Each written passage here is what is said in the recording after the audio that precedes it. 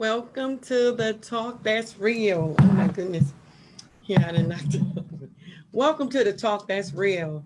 We thank each and every one of you for coming on this line on tonight. Just come over here and do it. My daughter's messing with my mic earlier, but we thank the Lord for being here. Thank God for another opportunity that He has blessed and allowed me to be on tonight. And I'm so grateful for each and every one. So I will say hi. So I'm so grateful. And I want to let y'all know, I think I said next month, if I'm not mistaken, next month I am going to do allow different ones to do a challenge and see who can do the new high, and put some little, little spunk in it and put some little flavor on it. See if we can get somebody to be able to hit it on the nose or be able to get it down pat, just for the fun of it, for each and every one that's been watching and that's been following me faithfully and committed, me and my father's show. And I'm so grateful for you all. So I just wanted to have some fun, to come back and share with others of different things that the Lord has been doing. So whoever, maybe we'll have a first, second, third. I'm not sure. This is just an idea I've been talking about that I would like to do. So if anybody want to be a part of that, let me know. Also, let me know ASAP. Don't be afraid. Just have fun, you guys. Just want to have fun with you all. And whoever get the closest or get it on the nose, I will bless you with a talk that's real shirt. Okay? So please get ready, practice, watch the beginning because that's where the high is, or watch the ads because that's where the high is also. And I'm talking about the new one, and I didn't make it hard. So you all should be able to just get on. So before I get started, please let me know if you can hear real good, if you can hear my voice, thumbs up, a heart, a smiley face, or say no, we don't hear you, or however. So let me know. And also, while we going on, while everything is getting set up and prepared, we are going to ask you all to please share, share, share, share, because others need to be a part of this. Others need to hear. Others need to be courage as well. We don't want to just, as I always say, we don't want to just keep it to ourselves.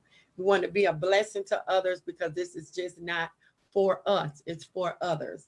And I thank God for last week. Oh my goodness, it was amazing. It was beautiful.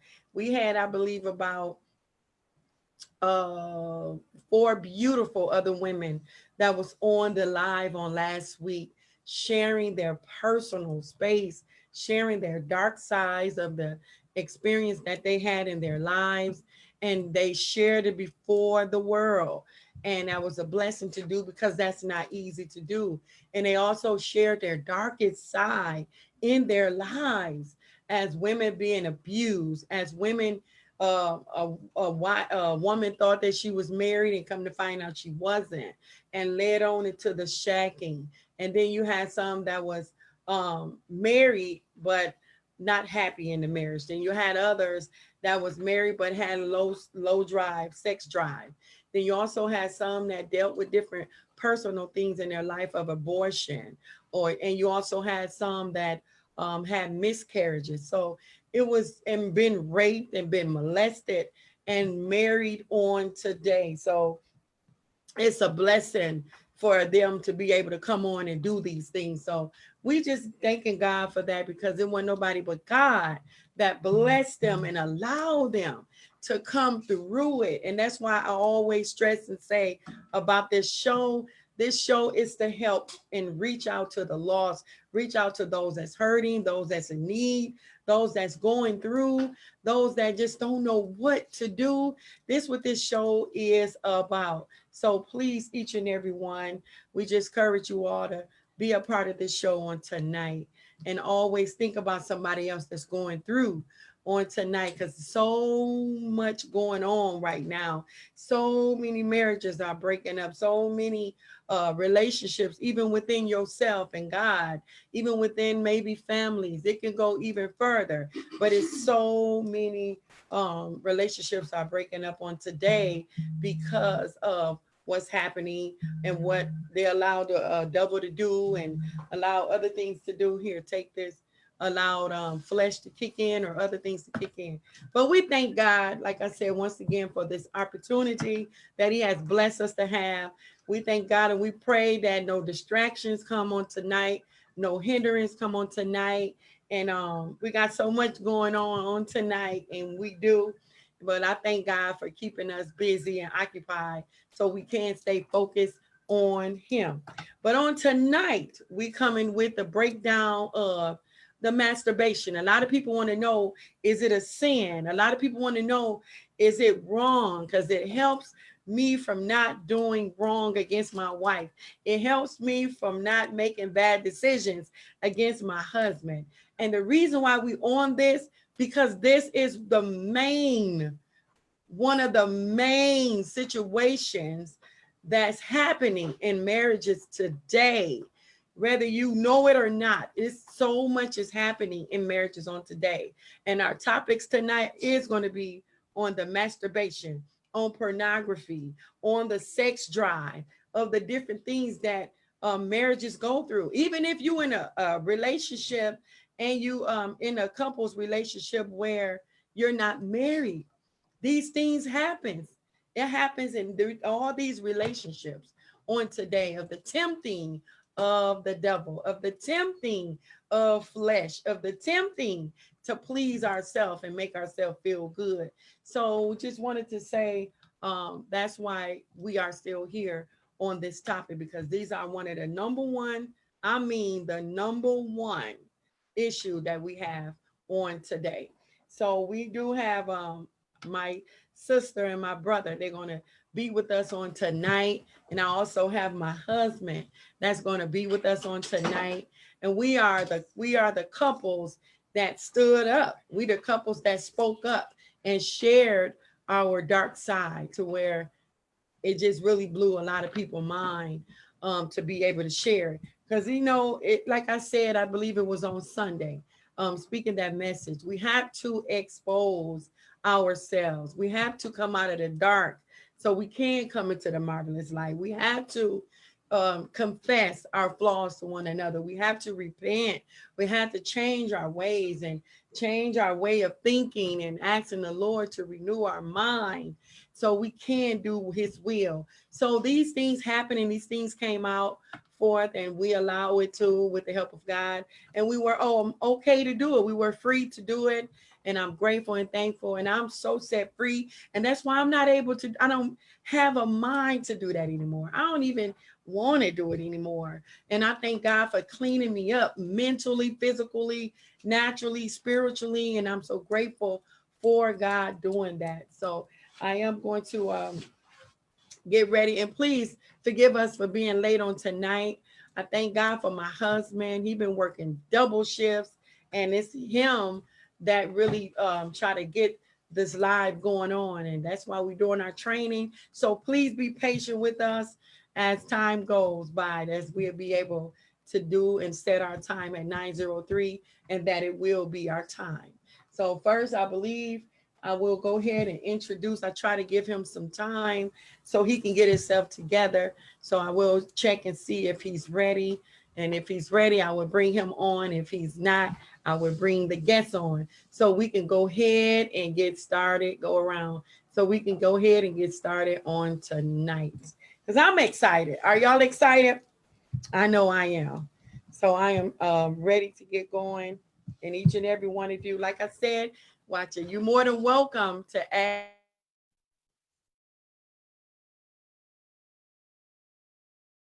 on tonight. Please be mindful. This is our personal space, and be mindful and respectful of the questions that you ask. But we do want you to be free and okay to ask your questions. So hopefully you all did those things. So I believe, let me see if he's ready. Let's see if he's ready.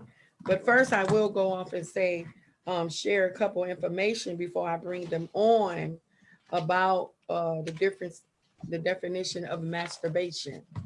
So the definition, why they're getting ready, the definition of the masturbation is stimulation of the genitals with the hands for sexual pleasure. That's the definition of the masturbation. The masturbation is the stimulation of the genitals with the hands for sexual pleasure. That's what that is, as far as masturbation. And I don't know for sure, but I know a lot of people may have experienced that. I know I have. I experienced that before, not even knowing that what I was doing, not even knowing that that was a um, well, I think when you do it, eventually you will realize that you shouldn't be doing it, because you have a husband or you have a wife. And so I believe you would feel like, well, I know I did. I felt like, no, this, I have a partner, I have a husband, so I shouldn't even have to do that. And so that's the definition of masturbation. Pornography is printed or visual. Is printed or visual material containing the explicit description or display of sexual organs or activity intended to stimulate erotic rather than I forgot this ecstatic or emotional feelings. That's what pornography is. Pornography is printed or visual material. I know I have came across those at many a times, and when everybody else come back on, they can share with you the different things that they had got in contact with. But I know it says printed or visual material containing the explicit description or display of sexual organs or activities intended stimulate erotic rather than what you say it's aesthetic or emotional feelings. That's pornography.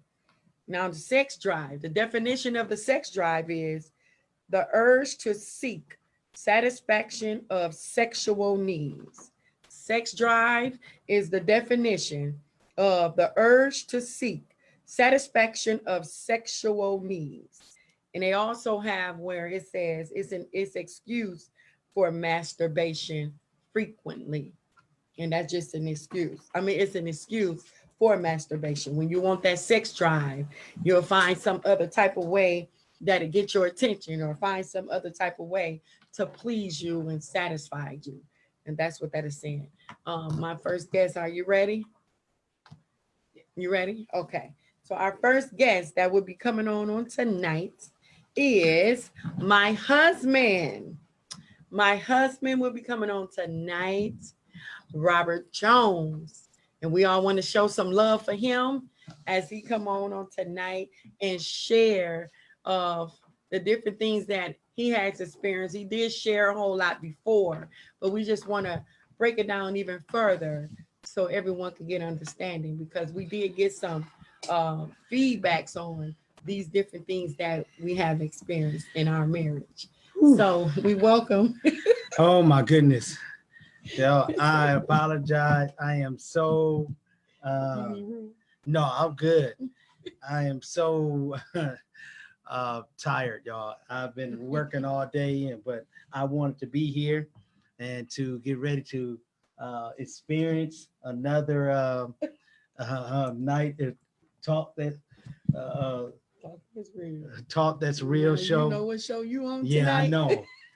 I'm telling you, man, it's been a long day, but I am here and I'm ready to go. Yeah. I'm ready to hear what these couples are saying tonight, and many of you are your comments, because I'm ready to learn. I'm ready to advance. I'm ready to go to another level. So I always want to be teachable. And if you're teachable, that means you always will grow. Amen. And so I'm glad to be here tonight. So I apologize for being late, y'all. I was trying to get here. I was doing a little bit faster than the speed limit to get here, but but I'm here. God bless. God bless you are here. Thank you. All right, I'm gonna go ahead and gather up my sister and my brother to see if they ready. See if they ready to come on tonight. Yes, we are here. Yeah. What's going on? Can y'all hear us? Yeah, they are ready. They on? Yes. Yes. They on? Hey, beautifuls. Hey, what's going on? Hold on, we can't hear them here. Okay. Can you hear us? Hold on, we're gonna get y'all in. Okay. Hey, y'all so beautiful.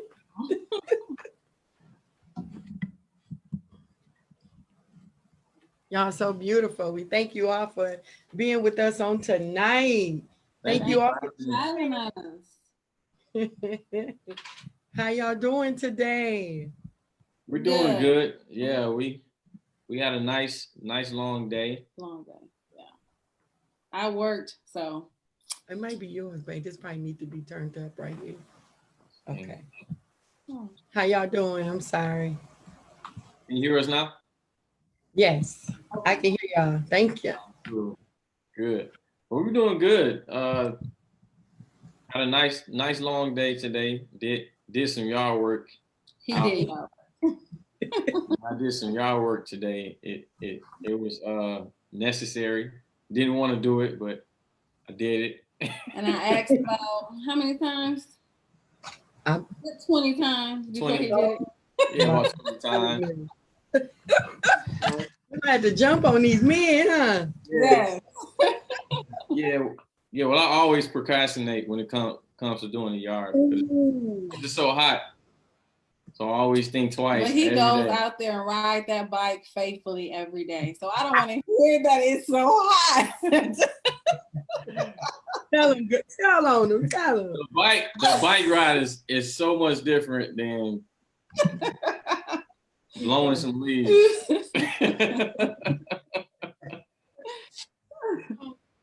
What is that? What is that? I think, is that a man thing? Procrastinating? Oh, no. She said, is that a man thing? I think I know some women that procrastinate too sometimes. Oh, that's a human thing. Thank you, my brother. You tried it. You tried it. It take y'all time to come out and do what we asking y'all to do. But when y'all ask us to do something, we get on it, right? Yes. According to who? That's not oh my goodness. That's not human. That's the problem. What you say? I didn't say anything. I just laughed a little bit. Laughing. So that's thank you all, like I said, once again for coming on with us on tonight. And we just wanted to come back on and to share with the people the world, with the soul of the behind the darkness of what can really damage your marriage, and not just your marriage, your relationship with God, and also what can mess you up, you know what I'm saying, with your own self. So we just wanted to share with them of the hurt side and how you can really damage your relationship with your marriage, your relationship with God, and your relationship within your own self. You know what I'm saying? Because even though that can affect you from being a father, that can affect you from being a mother, that can affect you for being a help, you know what I'm saying, to your children as they grow. So would y'all like to just talk real quick on that, of your own individual dark side that you talked about before? Yeah, as far as like pertaining to what, like, you got to give me a question so I can like really yours, talk I just did. Like, okay, like yours was like your sex drive. Okay. Yeah, sex drive and, masturbation. So if you can just talk on that of how bad that is, that it can damage you, Okay. how it can hurt you as a father, as a man of God, and as a human being. Yeah, that right there, it it can cause a disconnect within your relationship. You know, that disconnect can come from just having a secret, right? Not being willing to like deal with it, or to talk about it, or to seek counsel, you know, for help. And that causes the intimacy within the relationship to decrease as well. Mm, mm. You know, Okay. the um um because we're talking about sex drive, right? So like, Yes. Yes. yeah, so yeah, so that's a need, right? That's a need when it's not being met. And then uh some cases, like my case, when you seek out, I started seeking out to meet that need through masturbation. So that would cause a major disconnect, you know. Mm. So yeah, so it's hard to build on a relationship as far as increasing the intimacy between me and my wife if I'm too busy, you know, focused on trying to fulfill on my my my own needs without her. Okay. Would you like? Okay. Go ahead, White. Okay, I didn't struggle with masturbation. I guess I mainly had the low sex drive within the relationship, and at times, like, it, I kind of felt like maybe is there something wrong with me, or like, you know, why don't I want it like he wanted? But like I said, back then I was going through some issues of my own with depression and just not knowing who I was as a person, and so I was just dealing with my own things and really wasn't into being like intimate like that. But once I finally discovered, you know, who I was, that was one of the discoveries too, you know, and we became more intimate and yeah.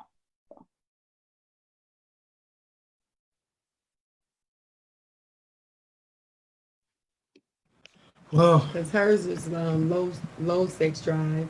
His was masturbation. And as far as pornography. Did we lose everybody? can y'all still hear us? We can We hear can, you, but you you froze. froze on You our froze. end. Oh, okay. I We can. apologize. Let's tell them what happened. I apologize. That was my big foot.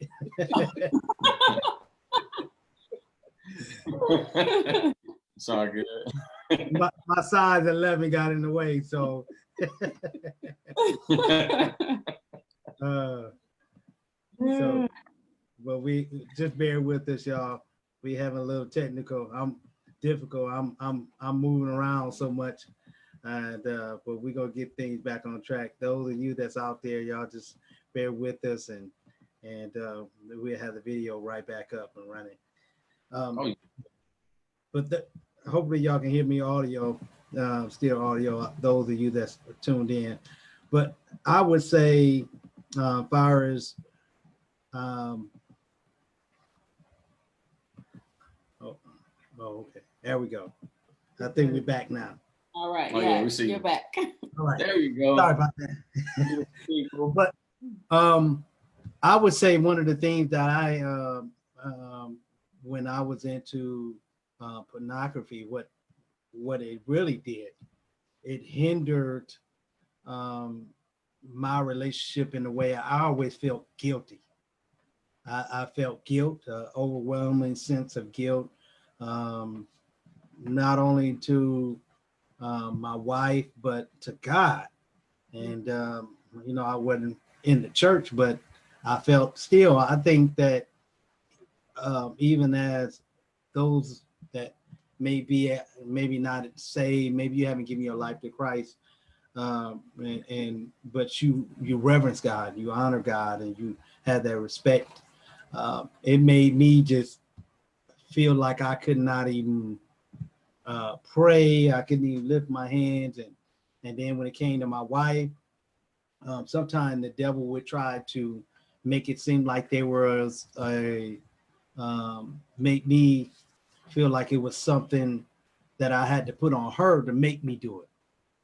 Kind of like a blame and make excuses for why I was doing what I was doing. And it could cause you to really, really go deeper in. It was kind of like pulling me. I mean, it's anybody that had maybe some of you out there that maybe past or even present had a cigarette habit. It was kind of calling me. It was calling me. I mean, not a natural call, but it was a kind of spiritual pull to me to pull me into that. And then it was kind of like the thrill of to get away with it, the secrecy. Uh, I'm gonna try this. I'm gonna get away with it. I'm gonna get away with it. Just like someone that have a addiction that's maybe stealing. And it's more the thrill of getting away with it than it is what you're doing.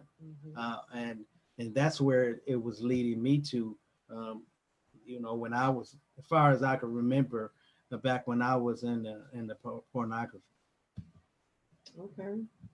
And that's how it damaged you. Yeah, it damaged me. It damaged all of my, as LJ was saying, it damaged my relationship.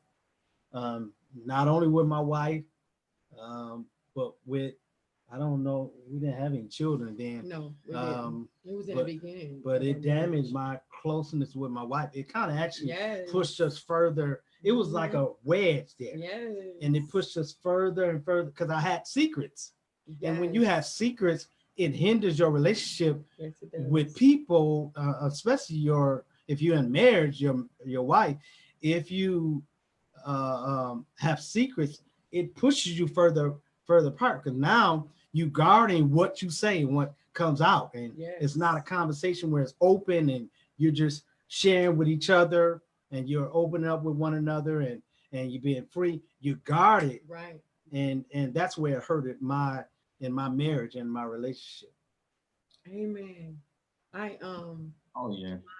Oh, go ahead. Y'all can ask questions to him if you want, or to each other. Y'all more than welcome to do that. I just like to add to what my brother was saying is that also it for me personally it caused me to reach a point of just being satisfied with where our relationship was. Like hope was gone.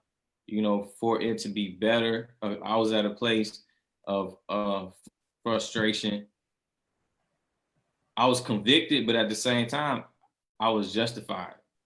Within my self, because I had the "woe is me" type of attitude. Right. Wow. Right. I was like, "Woe is me!" Like, there's no other man that's going through what I'm going. Right.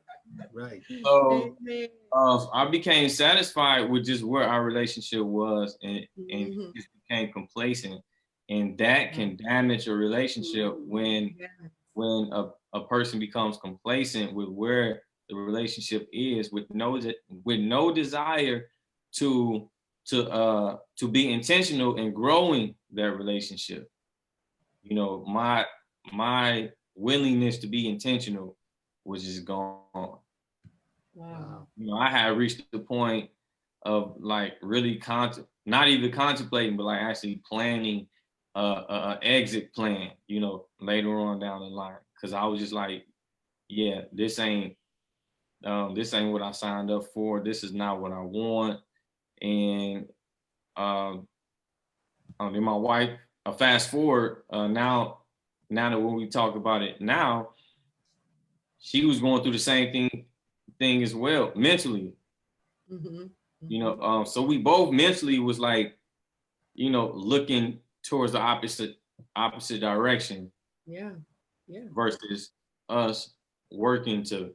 To come together. Yeah, to like build our lives together. So yeah, so that's a huge damage.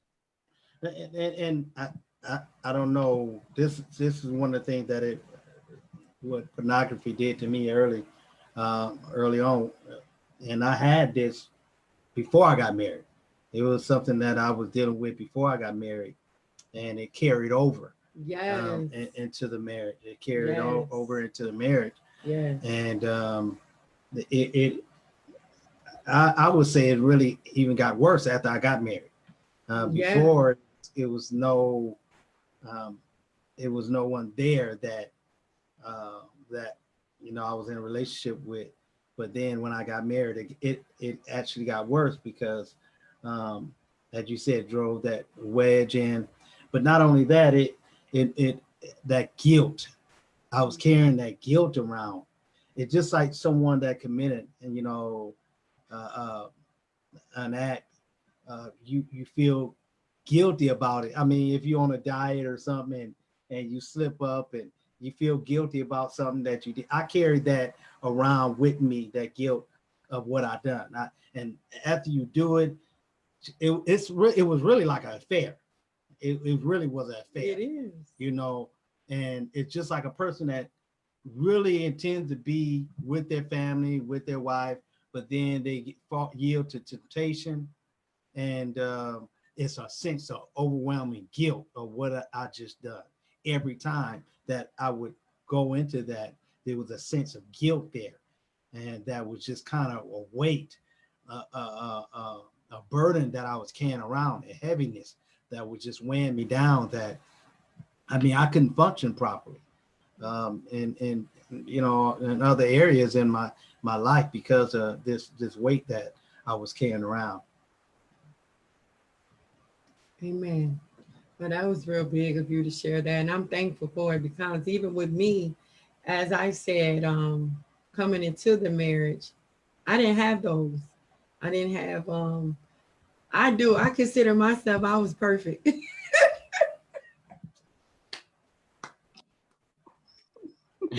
I consider myself I was perfect. And I'ma tell you, I was perfect. And I still I'ma say that because I didn't do those things. And I didn't um I didn't do those things. Okay.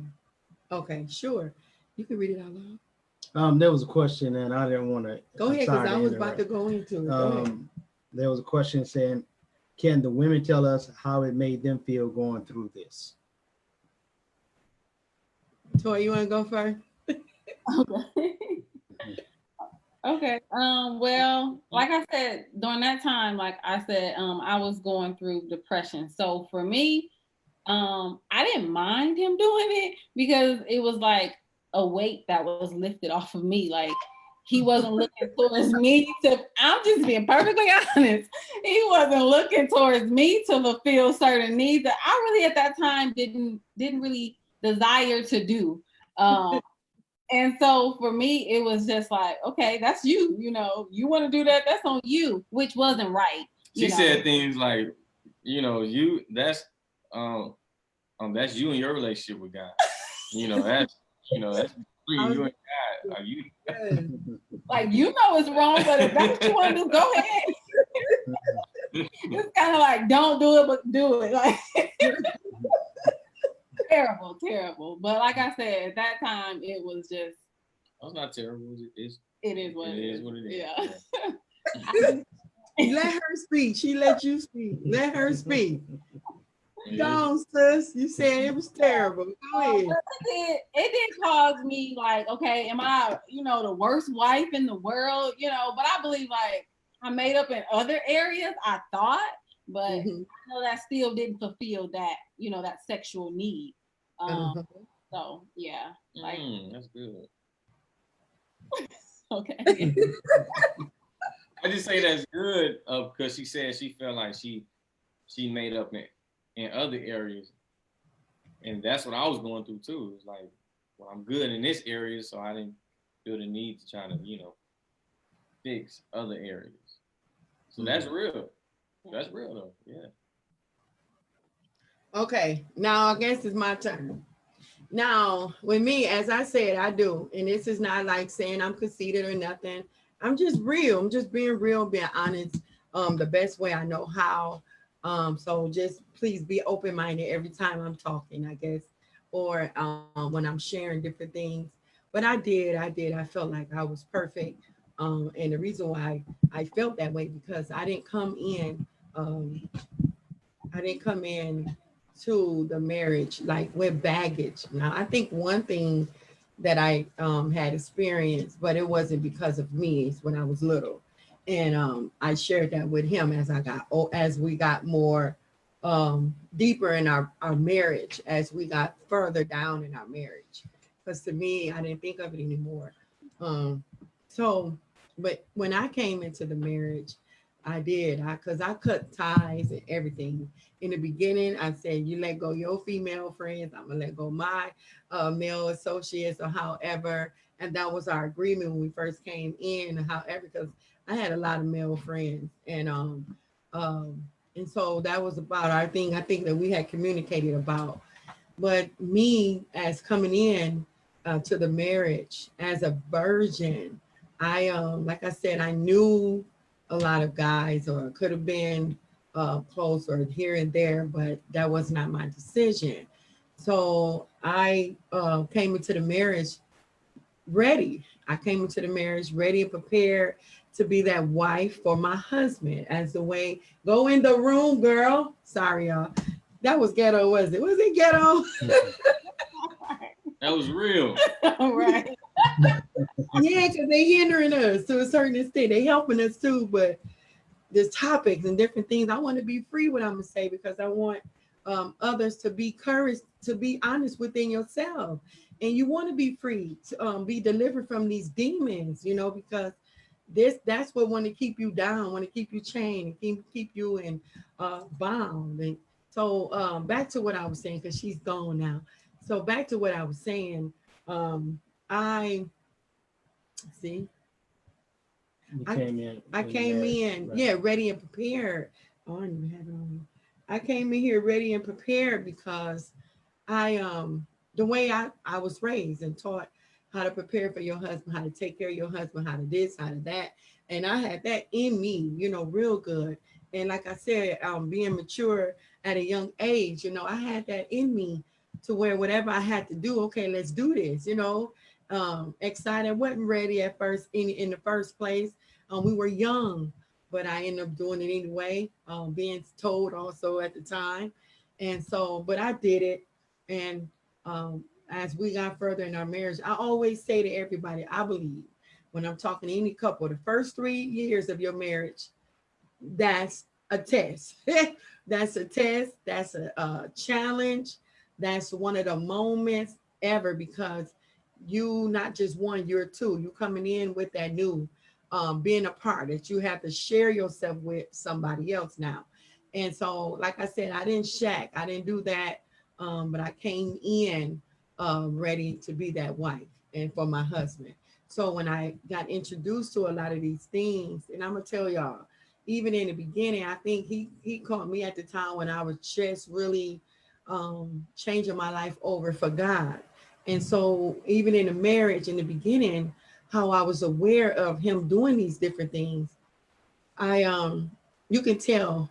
I know maybe young people out here or whatever watching, but you can tell when you coming in between the sheets. You can tell when something is taking your time away, or if you're not being intimacy as much as you know you should be, or as much as you want to be. You could tell something was. I could tell something was going on. So if any other woman experiencing that, or have, but I was able to tell because of my times as of being intimate, or times as being caressed, or times as being close to each other. So that's when I start talking to myself. And what I mean by that, I'm just walking around the house and talking to the Lord.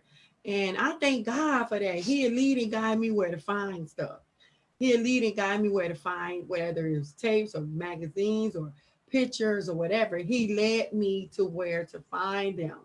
And so when I found those things, I'll wait for a minute so I can catch him, the next time around if he's going to try to go in his secret time while I'm asleep. So I can tell because I put it back a certain way. But anyway, I confront him about it and we talk about it. And, we went on from there. And that's the question I have too for both of you. I mean, all of you are about that situation. But with me, I didn't care for it. I didn't like it. I was lost. I was confused. I um I didn't know who I can go to, who I can talk to because I love him. This is my husband. I thought about me. I didn't want to be embarrassed. I didn't want to be ashamed because it happened to me. And that person, like I said, felt was perfect. I felt like, wow, how can this happen to me? And I'm this and I'm ready and this and that. And so I was ready to give up. I was ready to get out of that marriage. I got to the point, this is years as years went by. I got to the point where I'm out of here. If I'm not out of here, I'm gonna go meet some other guy and I'm gonna hook up and link up with somebody else to get pleased and satisfied with. And so those are things that I experienced. And like I said, it was something that some things I believe in a marriage, either the husband or the wife, you can kind of like not you can kind of push, not force or make somebody do it because it's our choice at the end of it all. But you can play a big part of a person coming out of their character or coming out of who they really are to being something else because of what's been exposed to them. And so that's what I experienced in my marriage, to where I was just like, forget this. I'm gonna go and please myself. I'm gonna go, and do what I gotta do. Whoever come this way, that's it. And I didn't care. I had a I don't care spirit. And I wasn't ashamed. I mean, I had got to that point where I wasn't ashamed anymore. I didn't give a care. I didn't care if he got hurt. I didn't care what. I ain't had no children, so I was free. And so that's where my mindset went. And I kept trying to get it, work it out, work it out, work it out, communicate. And if you wouldn't meet me back the same way or changing for the better or letting these things go and choose me, then I'm going to choose something else. And I did. I chose Satan. And that's who I was serving after that. So it caused me in my life, my damage. It caused me to leave God, you guys. And it did, because I was confused.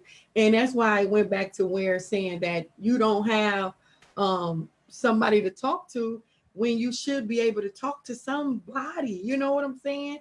Whether it's a family member, or whether it's somebody in the church, or whether if it was a pastor or a first lady or a sister and a brother. I couldn't even go either way, but I did. I thank God for did linking me up with my uncle and my auntie, who was like my parents at the time, and they were there for me, Aunt Loretta and Uncle Lester, and I will call y'all names out. They were there for me. They recognized it. They noticed it and explained it to me because I was confused. I was lost. And I do thank them for that on today. And I share that also when I'm ministering with other women that's single, other women that's married, other women that's engaged or in other relationships. So hopefully I did say it a lot. I hope so, to share with others, but that's what I experienced. And by them showing me that, and they encouraged me not to leave that marriage. They really encouraged me and helped me because I'm serious, y'all. I was messed up. I mean, I was messed up here to where, I mean, I wasn't going home. I mean, because I didn't want to hurt them. Because when you're at a stage like that, your mental emotion is clashing to where you want to hurt somebody.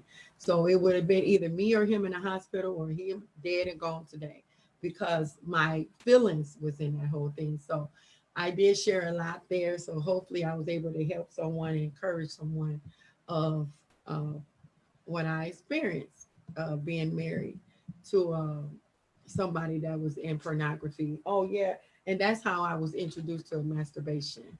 And the masturbation came because I know the feeling that I liked from him when we came together of being intimate. And that's when I said, well, I know what was what, so I'm gonna do that. And that's how masturbation was introduced to me. And that's how it happened, not from no TV or from any of that. It's how he had me to feel when we came together. And that's what I was longing for. Anything else? Anybody? Any other questions?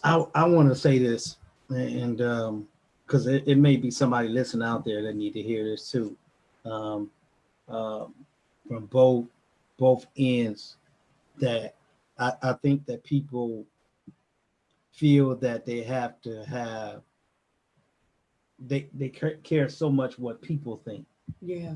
And I think that was one of the pitfalls that we had, is that we were so me getting help, you know. Yeah. It was, I know, growing up in the church, it was more of, you know, you have to, you got to walk this way, you got to look a certain way, you got to dress a certain way, and it never, it wasn't more emphasis on the inside. Yeah. It was more emphasis on the outside Yeah. than it was the inside. Yeah. And I knew, not only me, I knew there were some others that was hurting. Yeah. But couldn't really bring out or say anything that I need help. Or even if you went down to the altar, people were looking at you like, you know, what are you down here for?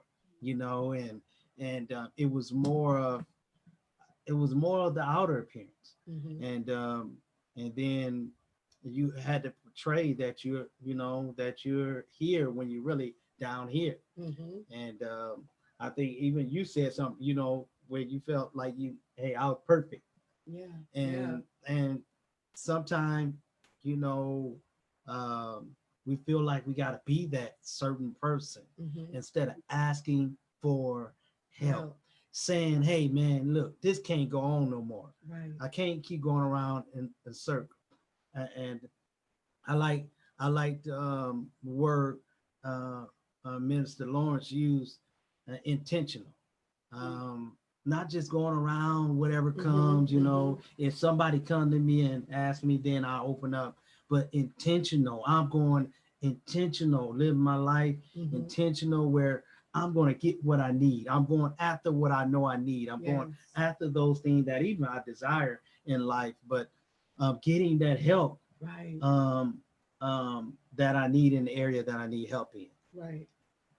And it's important because, you know, as even learning what we didn't have for us, we made ourselves available for so many couples because we have been down those roads before.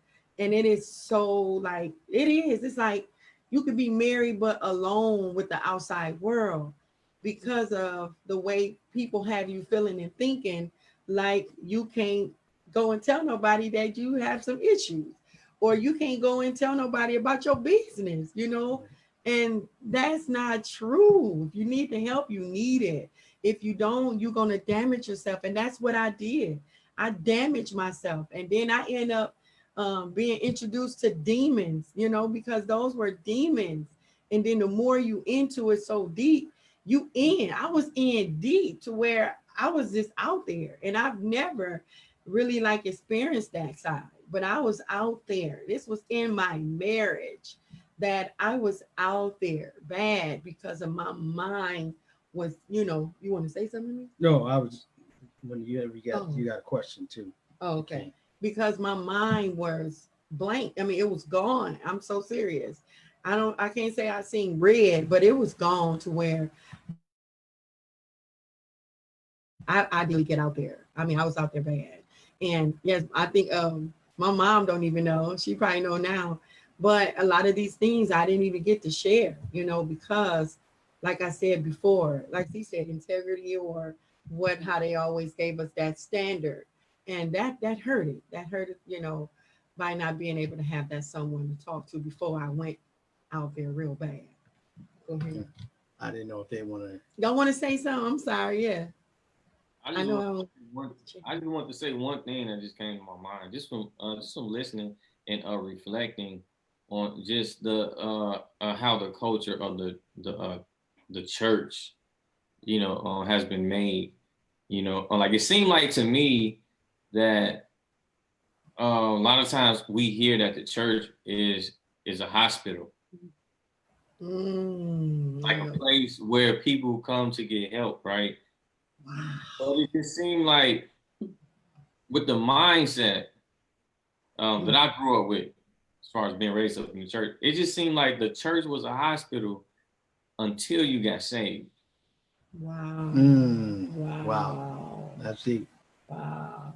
It was a hospital for, you know, for the sinners. If we we already know we sinners, so we got issues. But then once we get saved, and your issues should go away. then I was like, where's all those people that was always approaching me, asking me, when you gonna get saved? When you gonna get saved?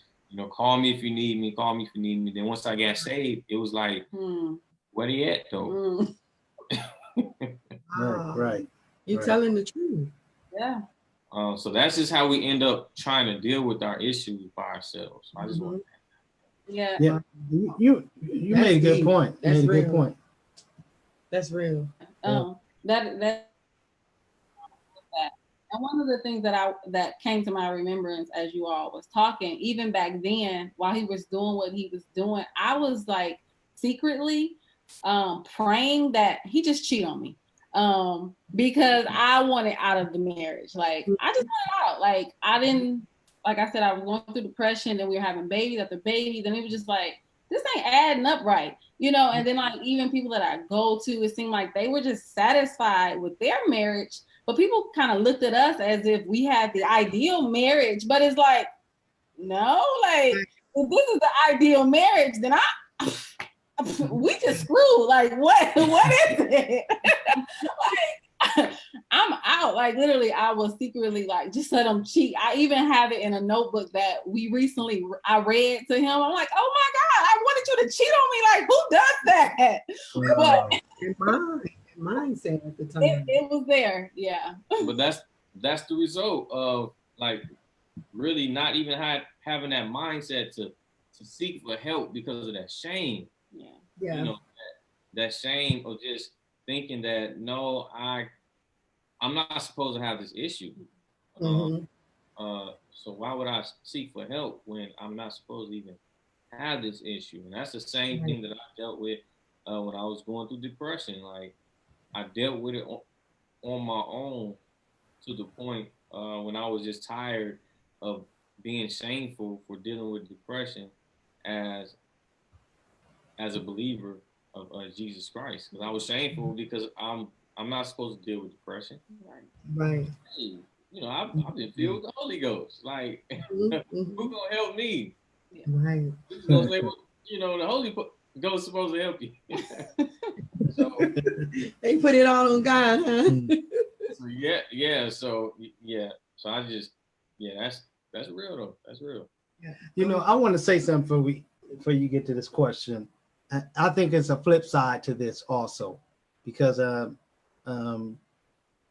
people can get that misconstrued when they look at the church, like why they're not helping me. And true enough, we went through that phase, but then you can get to the point where you start blaming the church and forget that you have to do work your own self. And we look a lot of times for people in the church to help us. Why they ain't helping us? Right. And then we call it hurt. Some of the people that say they have church hurt, that's where some of it comes to. Not everybody. I'm just saying there are people that feel like the church should be doing more. Right. And that could be true in some cases, but then I think there's a flip side to where people are not doing enough to work on their own selves. Right. And it got to a point where I looked at it, even though the church maybe wasn't there as I felt that they were, I could go talk to, because I felt like I had to put this shield up. There was things that I had to make up my mind to do. Yeah. I couldn't, and I like what Minister Lawrence said, or I think it was Sister Toya, she said that wave a wand over them. Yeah. And sometimes I think that we feel like, change just happens like that. Go to the altar, wave a wand over me, and I'm changed. And we forget that you gotta go home and work on yourself. Yes. And not always look for somebody else to be there for you. But I think there's a little bit on both sides that we have to look at.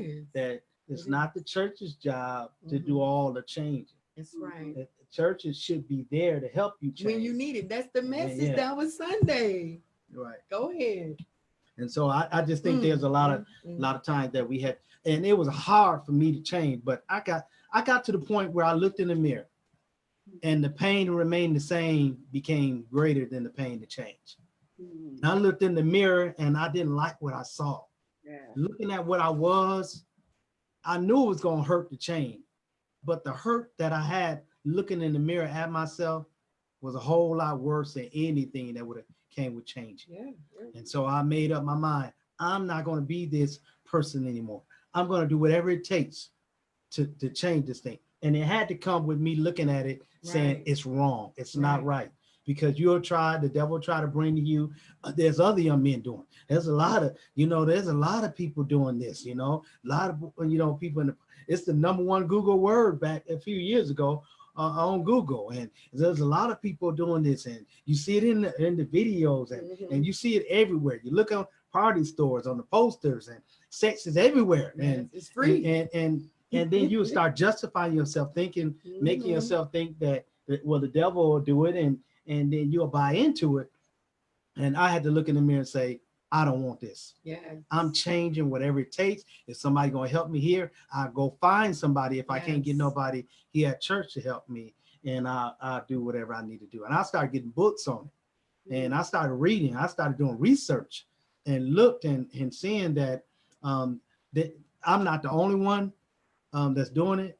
But, there's so many that was in it that got out of it. And if they got out, I could get out too. Right. And that's real. And the reason why I can say, as far as that, like I said before, the upbringing as far as church. And the reason why we say in church, because we all are from church, everybody that's watching. We all are from church. And that's the reason why some of us in deep far as church as uncles, granddads, and things are the leaders of the church. So that's why you'll hear us saying that, because that's where we were raised and brought up in the church. And so, like I said, just be open-minded on that and just keeping it real. So as far as that, the church, yes, should be there for us at times. Now, I can say it because I experienced it, where you going and seek help and reach for help, and they look at you crazy like, what are you bringing me this stuff in here for, And so when you do that, you just make you go back into where you was, like, oh, well, I'm supposed to keep it to myself. You know what I'm saying? And like a person like me, he'd tell you, I'm a communicating person, where I like to get an understanding. I like to get help. I'm not that quiet inbox person. That's just not my character. But it what I had to go through, I went through with the help of God at that time by myself, because it was just me and him. And I went through that by myself. And then I figured out the best way on my own. And that was I backslid because I was angry. I mean, I was in another character. I was a whole nother character, like for real, that I would have never, ever thought that I would have been, period. But it was crazy because I was so deep in it to where I didn't care. I didn't care how many it was. I didn't care who it was, but I knew what I wanted still and what I didn't want. And that's crazy because my mind still knew who I wanted to get with and who I didn't want to get with. And that's crazy because your mind messed up on what you're going through, but you still control who you wanted to link up with and who not. So I'm just sharing this at the time I was in church. So like for anyone that's wanted to know, like were you in church when this happened, or were you out of church when this happened? I was in church when it first happened, of me being introduced to what he was doing. And then that led me to leaving God and going to worship Satan. And that's when I blacked out. You might as well call it. I wasn't in church. I was around church. I was one of those ones that looked like I was close enough to be in, but I was still enough far away to be out. And I wasn't in church at the time. But there's a question here for y'all wives. For us, okay. Do you think if y'all knew about these things before marriage, do you think you would still got married? Toy, you can go first since I already was talking. Well, I do believe that I would have got married still. Because I think like us going through everything that we have been throughout our marriage, whether it's sexually, financially, spiritually, it has allowed us to grow.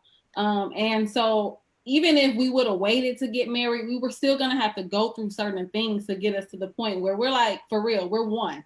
You know, we're one on a lot of things now. And we're forever growing together. Now, like, I don't know if I would have married as young though. I wish like I did know myself and accomplish some things on my own before I got married. But him, I would have married the same guy. I would have. Okay. So Mr. Wright had a couple wrongs in Mr. Wright, but he still was Mr. Wright. Right, right. Now that's real.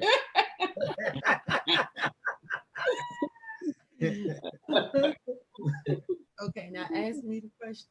The question, do you think that if you knew about these things before marriage, do you think you would still have gotten married? I want to be slow to speak and quick to hear. Ask me one more time.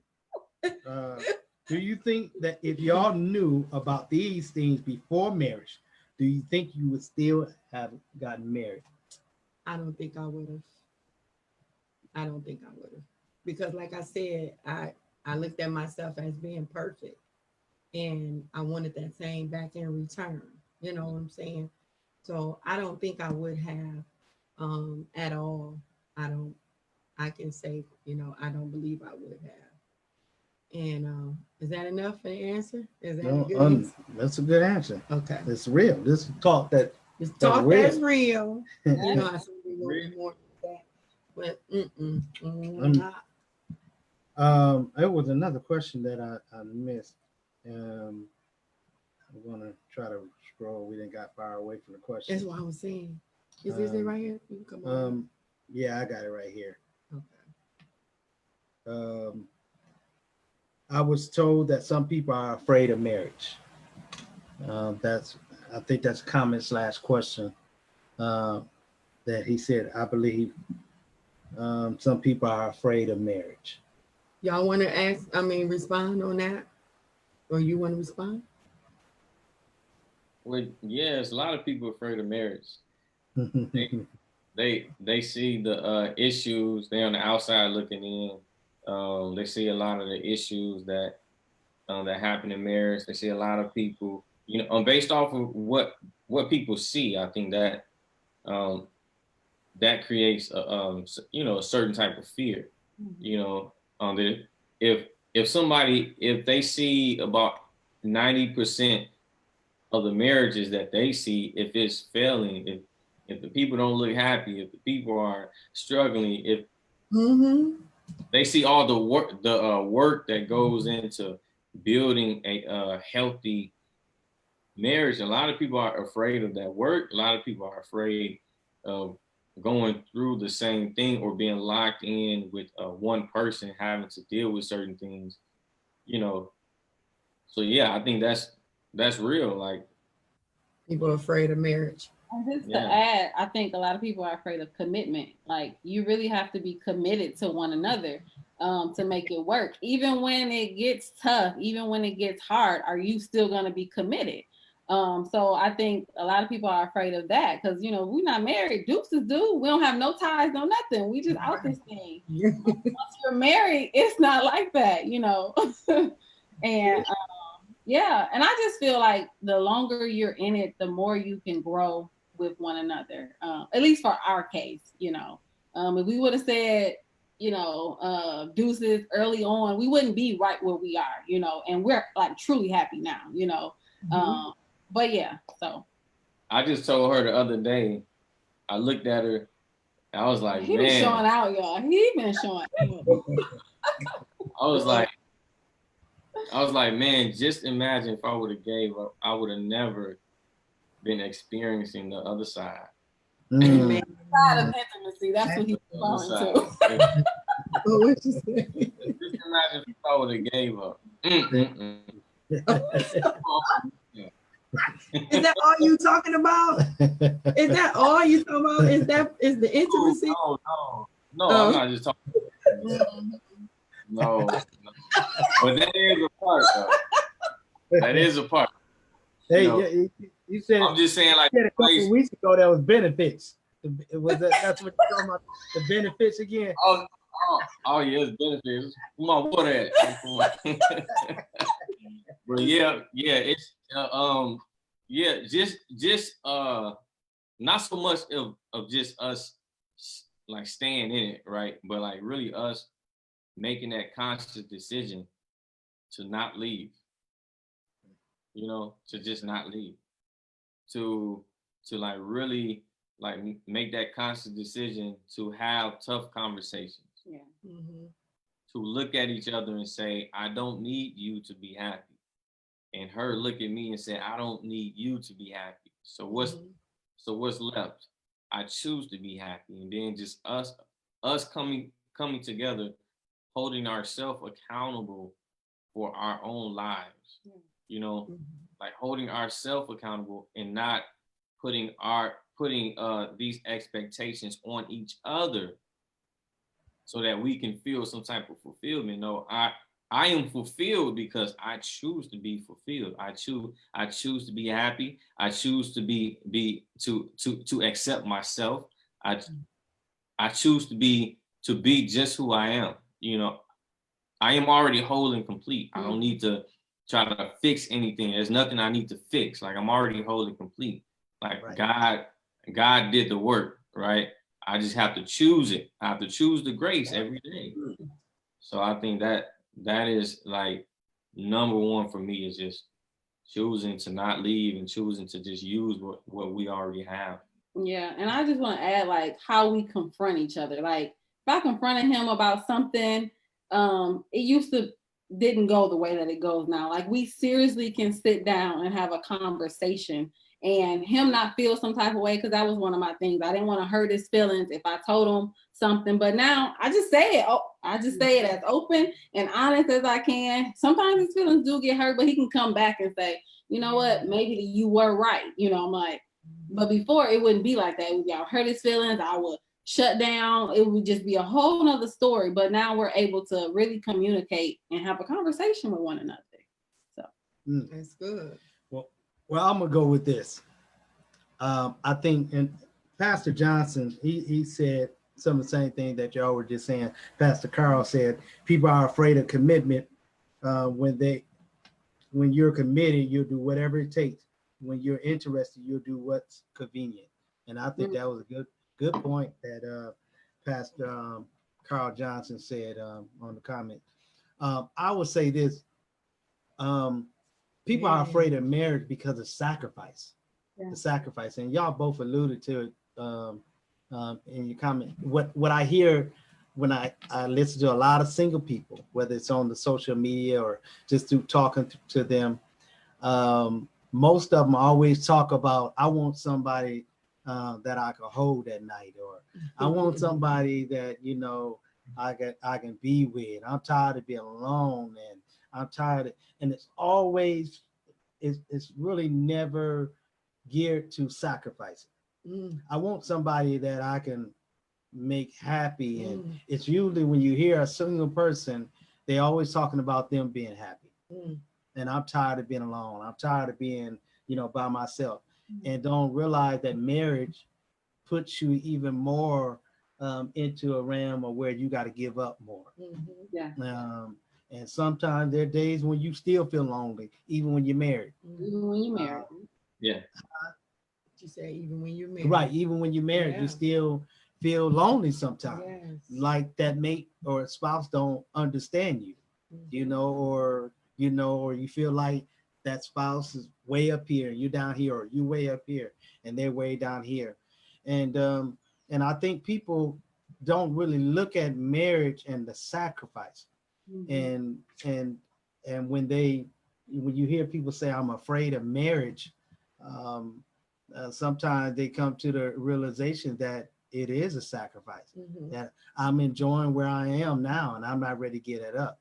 And I think that anybody that thinking about getting married should look at it. Am I ready to, as Latoya said, commit? As Lawrence said, to really grow in marriage. Are you ready to grow, or do you already feel like I'm already there? And I'm not talking about being completed as a person. I'm talking about coming together to make kind of like a baby. Mm-hmm. Your marriage is changing its diapers and giving Yeah. the milk and holding it when you got to hold it, getting up in the middle of the night. Marriage is just like a baby, but once, as Latoya said, once it get to a certain stage, it gets easier. Yeah. And just like a child, once the child start walking and Yes. start understanding, hey, Right. I can't do that, and you put all that wisdom into that child and taught that Yes. child. After a while, it starts beginning to do things on its own, Yes. and your marriage can start doing things on its own if you stay in it long enough and put that sacrifice and have that commitment to it. Right. That marriage to start becoming, man, less and less work. There's always gonna be work, but then Yeah. it becomes less and less work. Yes. I I would say also as far as what was the question about being afraid? Why are some people afraid of marriage? Why people are afraid of marriage? I think also what's before them or what they see before them. I agree with everything that I heard from you all. What's before them? I was just talking to another wife that's separated on today. If you keep showing before other people that you're not happy, then nobody gonna want to be a part of that. Think about even marriages. And then if you show in front of people, it's always fighting, it's always bickering, it's always I'm running him down, I'm running her down. Then you gonna discourage others that's out watching at a married couple. They not gonna want to do it. And then also if they had those different negativity things going on before their own home, as seeing mom and dad, and it'll have people feeling like this is the way marriages is, and no, it's not. And also I think about, we talk about that all the time about Bill Cosby, when the men, I think the young ones, it was Theo and all his friends, they called marriage graveyard marriages. Have y'all seen that? Y'all heard about that, right?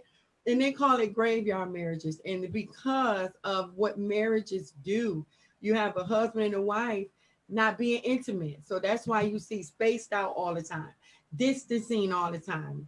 I believe, to be honest, that's where that not being able to touch out in public and showing them that, oh, this is mine, honey. I got every right to be all up on mine, not you. I got a ring on it. You know what I'm saying? And you have so many out there like that don't see that. It's always let's keep it in the house, keep it behind. For what? I want to keep that in behind closed doors. If I want to rub on him, I can do it in public. If I want to kiss on him, I can do it in public.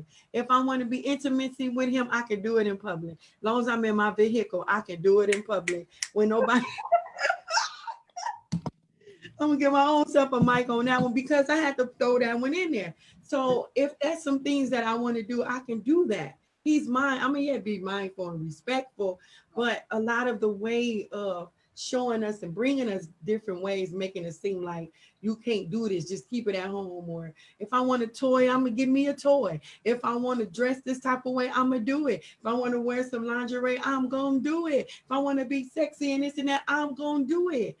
So, and I'm saying that because a lot of that was limited.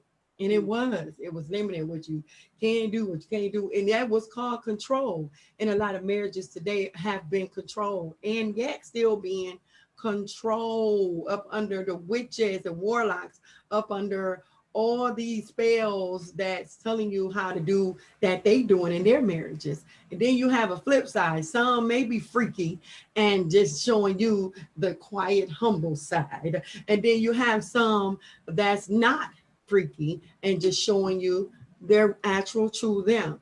So, marriages to me is not something to be afraid of. This is something, to me, I love it. It's fun. Even in the beginning, I was loving it. It was fun. I was excited. But I went through some different things as we grew closer into the marriage, as I grew up, as we grew, I was young and these things had happened. But as of where we are today, oh my goodness. And I know it's fire, it's lit. I'm keeping that water, that log gonna keep going in my fire, honey. Amen. That log going in the Put some more fireplace. wood on it. Put Come some more on, wood put on it. that wood on there. You know what I'm saying? um, that's what's important. You know, we are not graveyard, grave ship, whatever you want to call it, but it's whatever you put before the people that what makes people be afraid to get married. Amen. Amen. I'm gonna read some of these comments if that's okay with you. Chelsea said a lot of people don't want to give up just being just them. They are selfish. They can't see themselves with one person for the rest of their life.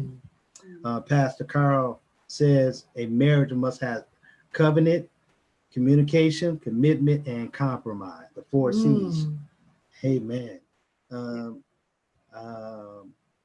Shawnee said, I think public affection is okay as long as it isn't offensive to others. Some people grope and it's awful to see that. I agree. That would be Shawnee. That would be. When she get married, now we got that on record. We got that on record. Yes. We gonna make sure. All right, Shawnee. You better not be that one.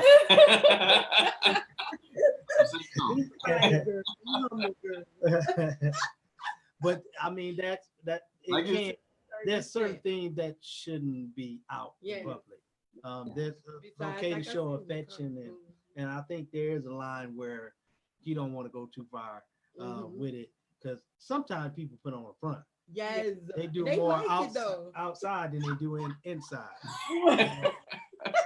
So, I don't know. I'm gonna say this on a serious. I'm gonna say this on a serious note, and I know somebody may not like it, but it is what it is.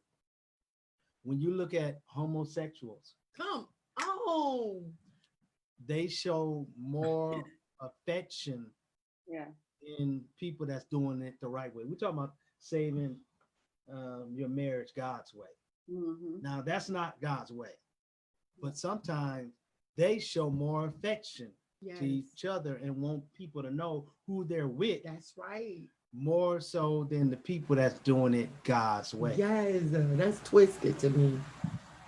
That's twisted to me. I feel that, like I said before, it's something like screws miss or something up here when we can allow those things to be okay, but we yet want to keep hush hush. You know what I'm saying? And like I said, I'm gonna keep going to the book of Song of Solomon. Read, adults, read the book of Song of Solomon. It's proof in the pudding that we own this. Us married couples, we own this.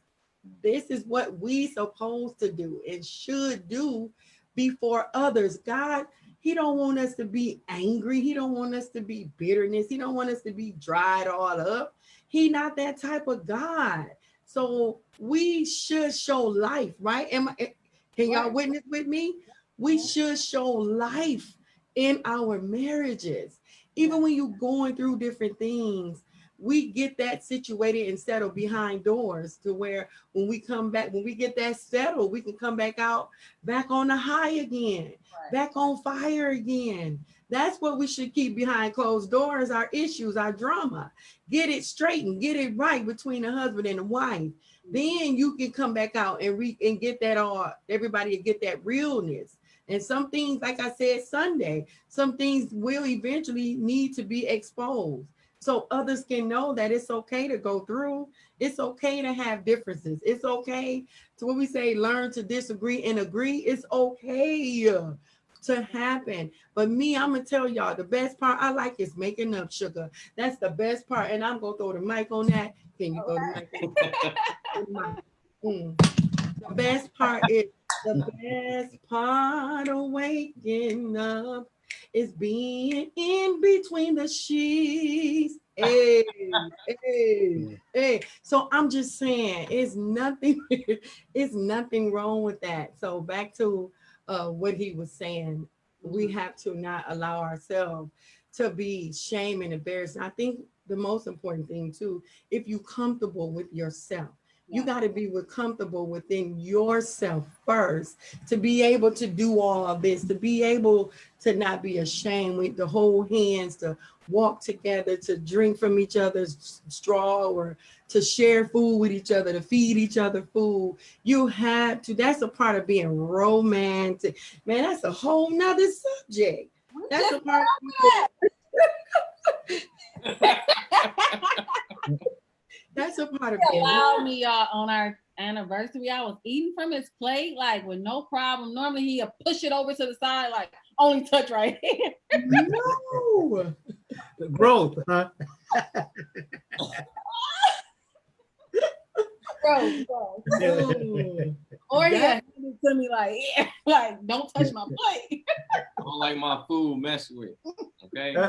Sad situation. My food messed with. Okay. Please let me. Please tell me you let her get the last chicken wing, right? Oh yeah, most definitely. I'll let her get the last chicken, especially if she already touched it or she can have it. You done missed the whole romantic part. I guess we're gonna have to do something about romance. Yes, we're gonna have to do something about romance. That's romance, man. Feed your wife, let her eat from you, you eat from her. You know what I'm talking about, from the plate, you guys. I'm talking about from dinner. You know, allow that to happen. You know, it's a beautiful thing, Lawrence. It leads to other things, you know. That's the kind of romance. If you're talking about you the sex drive, hello, you're talking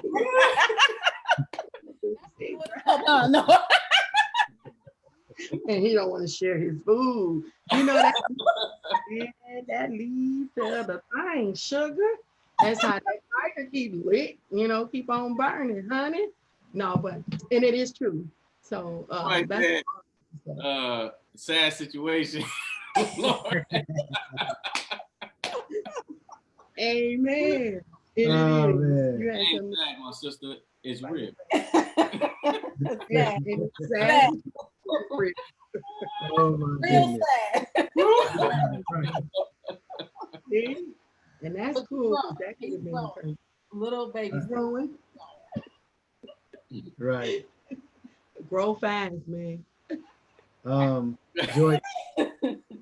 Joyce Muse says, I always wanted to get married just to have that special someone of my own, to be in love forever, to have children by. And it was another comment that I skipped over. I can't find it now. But She said what? I what? she always wanted. That's the thing. I think. Finish the question. I'm sorry. Well, she said she always wanted to. Oh, right it wasn't a question. She was just making a statement. Okay. She always wanted to get married. That was something that she always wanted to do, and she wanted to be with that special someone, that someone of her own. Yeah. She wanted to have someone of her own. Yes. To be with forever, and to have children by. See, that's the thing though, and I think we talked it on one of the shows last month. Maybe we as men don't grow up looking at it like that. And this is not every man, but maybe and I guess I shouldn't stereotype, but it is like that in most cases with men. We don't grow up looking, I'm gonna get married, have children. We grow up playing football, playing basketball. Our mind is on playing sports, and or doing maybe, I don't know, maybe some other type activity.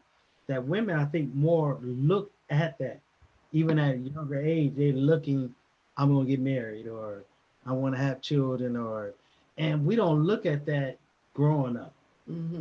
13, 14 years old, 15 years old, 16 years old, we ain't even looking at getting married. That ain't even really registering in our mind. It may be a thought that comes by in and out, but I think women more so think about that at an earlier age. What their husband gonna look like, what my children gonna look like. And we ain't even thinking about that. We're thinking about, am I gonna make the basketball team? Or, whatever other activity we in. And I think women get a head start already preparing themselves for marriage because they're already thinking about it. Mm-hmm. Well, okay. Mm, okay. I'm trying to see if I want to use that at the end for a question. Um, I think I will. It goes right with what you said, but why is that? This is the question. Why women train to be wives, not men being trained to be husbands? Why is that? And I know we had heard this before, but that goes with that because that still don't make it right. You know what I'm saying? That's why so many men wanting multiple partners and feeling like it's okay to have multiple partners as far as women and feeling like that's the way it's supposed to be. You know, don't that sound I think it's screwy? case by case. I Say that think again. I think it's case by case. I don't think it's like a man thing or like a woman thing. You know, because me personally, I actually always had a desire to get married. Like like even in high school, that was like always my hidden desire that I really never talked about. But I always like I actually planned for it. Like my plan was to get married by the age of 26. And the reason why, before I even met my wife, I've only been in like what 3 relationships? Mhm. Not even 3. I think it was 2. You know, my longest relationship was 8 months before I got married. So that was because I like created like my own rule for relationships. You Mhm. know, my rule was I would not be with anybody past 8 months if I couldn't see myself with them for the rest of my life. Mhm. So when that 8 month mark came, I would have to make the decision to break up, even if the relationship wasn't even bad. You know, I never believed in wasting anybody else's time. This was my mindset. I didn't want to mess up another man's blessing on finding his wife, you know, being with someone that I couldn't see myself with, you know, down the line. So I always had the desire. And I think that's because, you know, in my case, that's what I saw. You know, both my parents were married, you know, and we were in a healthy, happy household. So my desire matched what I saw, matched what I experienced. And I think that's the same thing with a lot of other people. Their desire, whether it's a man or a woman, is going to match what they see. And as far as the question that was asked, like, why is it that women, uh, Mhm. what is it? Why Why do women are women women are women trained to be wives? train to be wives and men don't? Mhm. Well, Trained to be wives. my response to that is I don't necessarily think that women even train to be wives. I just think that they have a desire to be a wife. And men, you know, sometimes they have a desire to and sometimes they don't. But that desire is there. A lot of times we don't even know how to train to be, you know, a wife or a husband.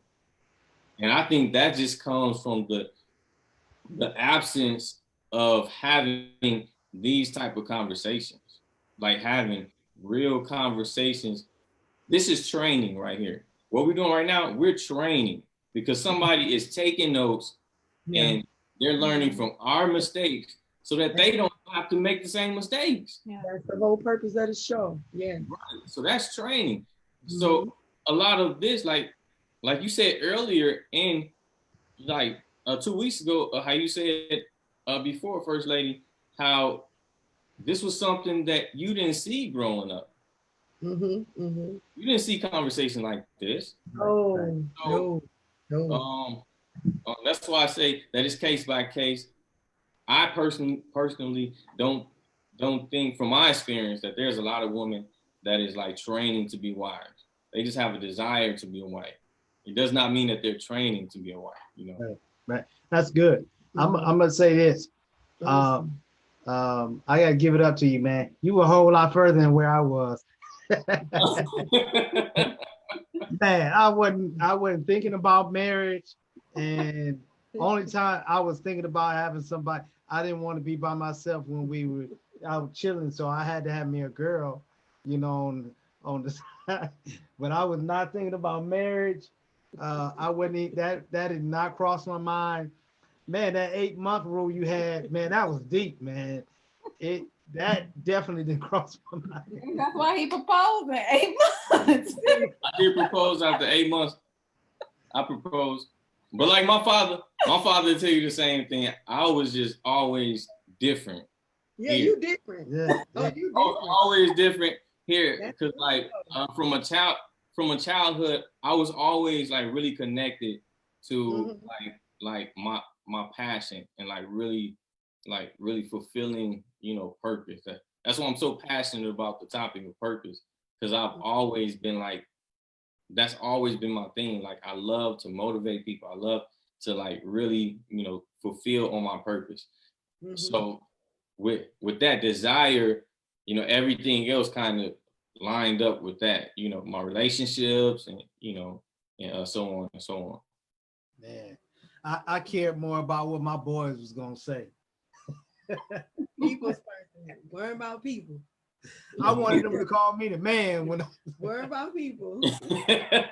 Already know you did. Yeah, that I wasn't. I needed help. But I Yeah, was, yeah, I I was was, but but you know what, Minister Lawrence, there's a lot of men. I thank God I mature, but there's a lot of men that didn't never mature. They still had that mindset Mhm. that I had back then.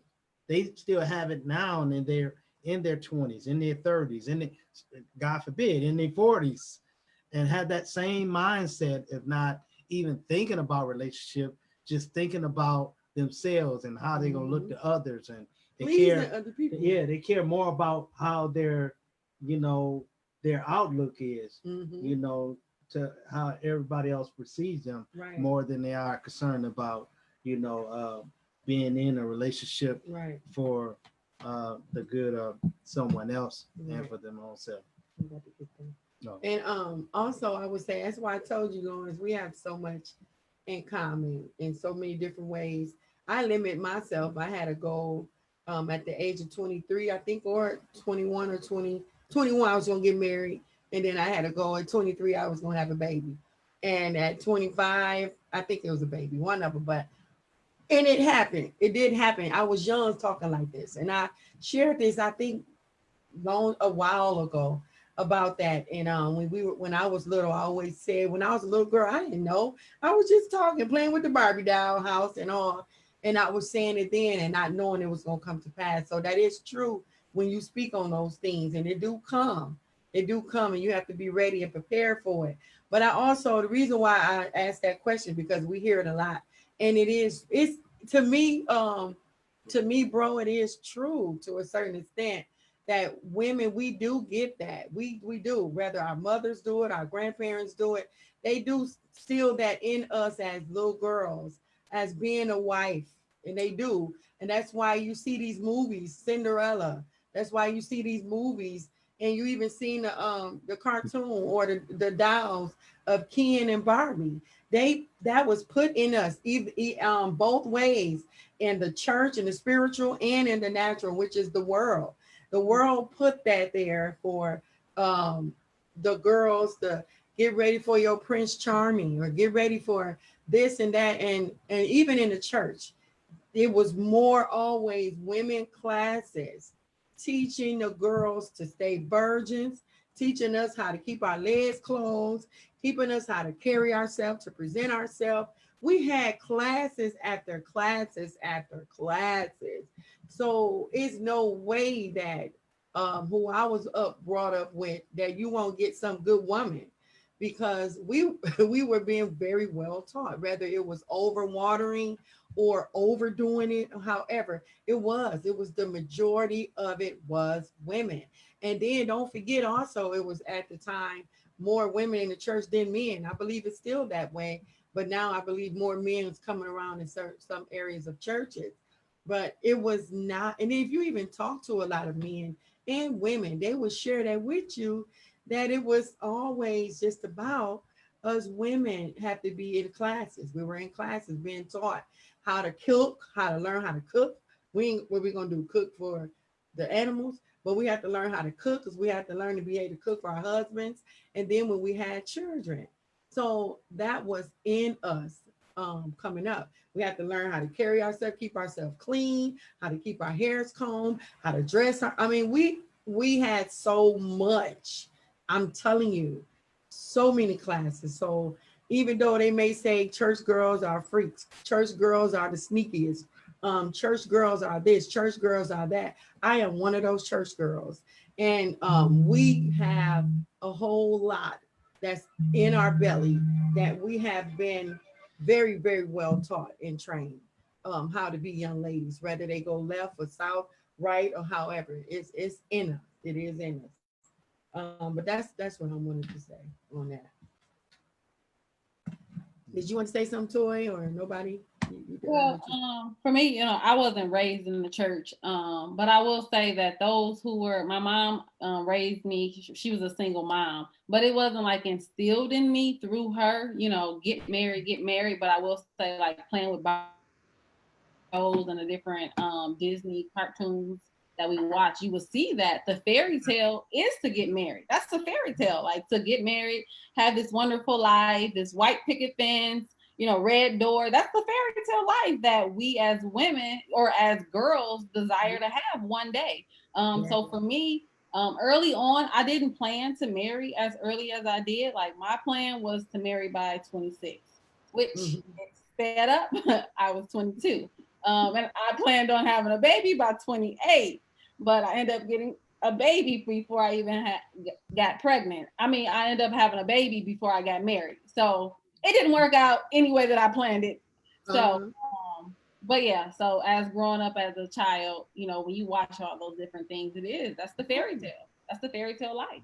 And I think that's why too people get it all mixed up. Like it's gonna be a fairy tale once they finally do get married. No. Yes.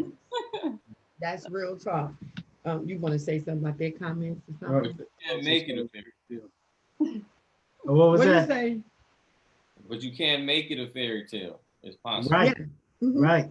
Mm-hmm. If you be honest and open in the beginning. Right. And have God in the middle. That's real. Sometimes it's not easy finding the right person to marry. Another comment, many of us that were raised in the church were taught to want to live the family life. And we watched it all our lives with our grandparents. I remember when, this is to you two, Latoya and Lawrence, I remember when you told me you were going to marry Toya, LJ. Oh, that's Tina. Yeah, I saw that. I agree. The topic also arises of men to women ratio. Well, and that I'll just read the comment. Over time, dating has become more and more difficult, especially for women in the church, in my personal opinion. Also, I love seeing y'all progress, love for each other. So proud of y'all. To Lawrence and LJ. Thank you, This Tina. conversation is so real. Was that everybody? Yeah. Okay, I'm about to read this more information. Sex drive. How do men and women compare? Expert says men score higher in libido, sexual libido. I'm sorry, libido. I was saying that earlier. Libido, sexual desire, while women's sex drive is more fluid. That's one information that they were giving us, the difference of the comparing of the women and men. Men's sex drive are not only stronger than women's, but more straightforward. Women's sources of libidos, by contract, are much harder to pin down. Did you get that? It's common wisdom that women place more value on emotional connection as a spark of sexual desire, but women also appear to be heavily influenced by social and cultural factors as well. Sexual desires in women is extremely sensitive to environment and contact. Let me go over. And this is a professor of sociology at the University of Chicago. So if anybody want to go and check him out and get more information about it, that may be struggling or have these issues, you're more than welcome.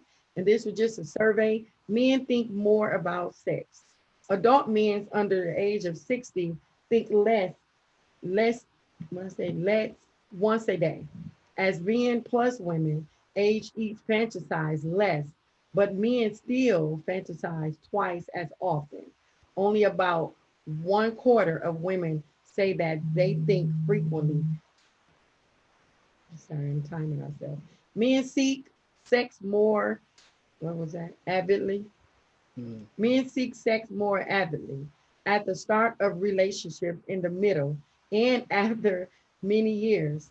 Men say they want more sex partners in lifetime. Interesting, and also they like to be interested in casual sex.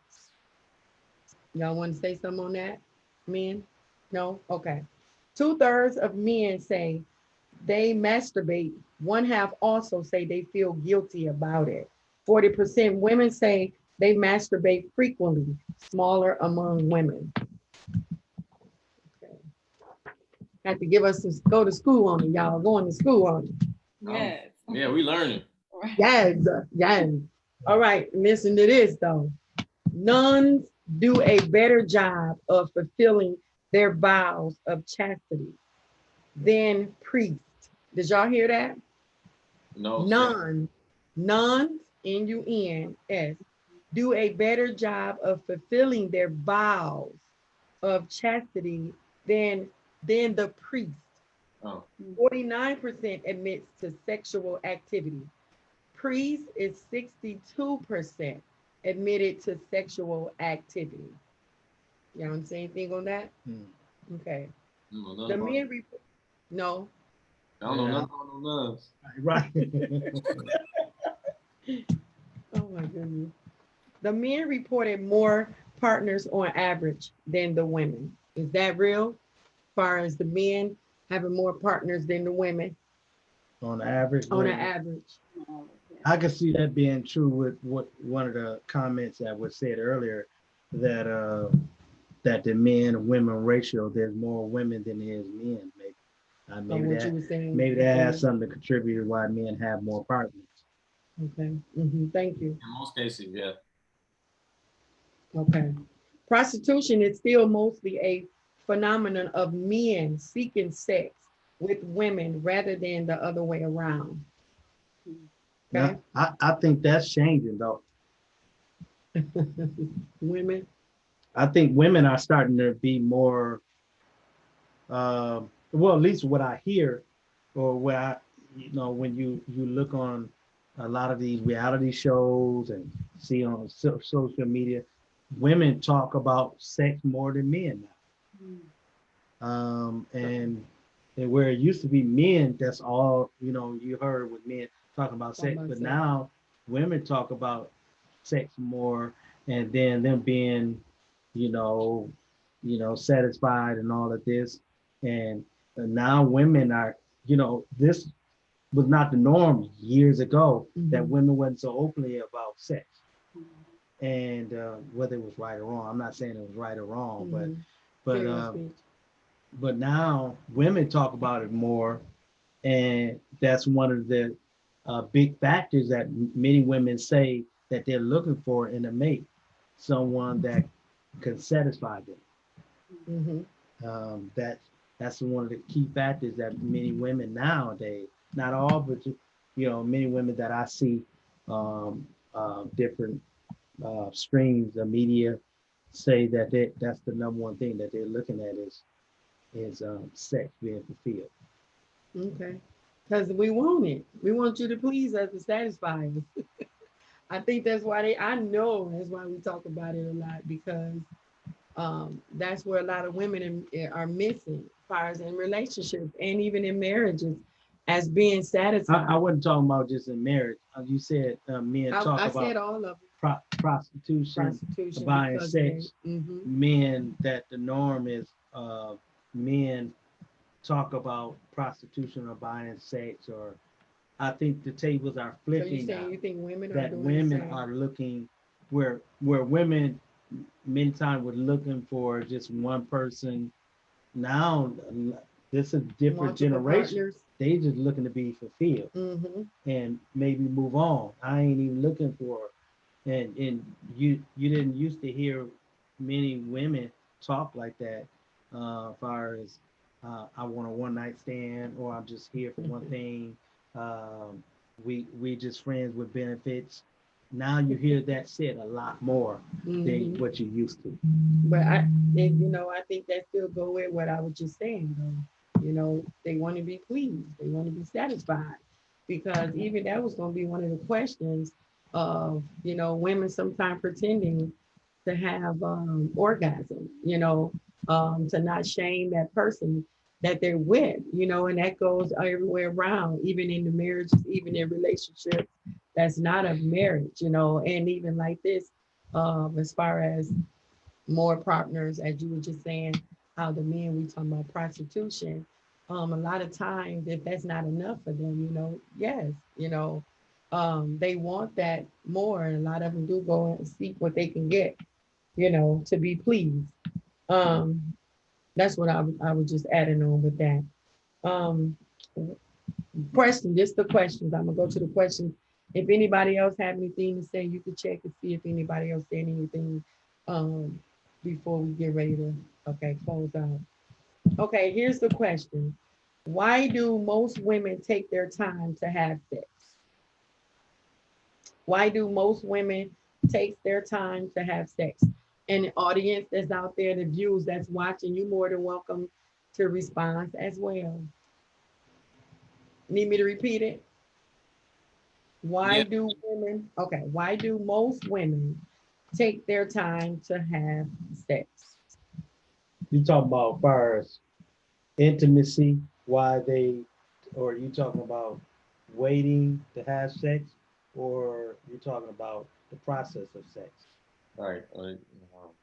You know, that they like to take the time, take your time, Like I you was saying know. earlier in the difference of the relationship, you know how men, as I mentioned earlier, men think about sex in the beginning of a relationship, in the middle of a relationship, and years to come, years down the road, they think about sex, sex, sex. But women, we don't think like that. We don't go right in the relationship wanting to have sex. You get what I'm saying? So that's why I was asking, why do most women take their time into having sex or being intimate? Did y'all understand the question or Yeah. Yeah. I understand the question. Um. say it's just you and I? Yeah. Yeah, I think That's I what. just Right. That's what a yeah, I woman think is, right? What oh, he is it say? for one? Yeah, that would be. If the men got theirs How coming we too, gonna know what y'all why y'all but taking I'm y'all time? helping y'all so y'all can hear. Hopefully Okay. y'all can hear from other women. Okay, go ahead, Tori. And if anybody out there want to respond.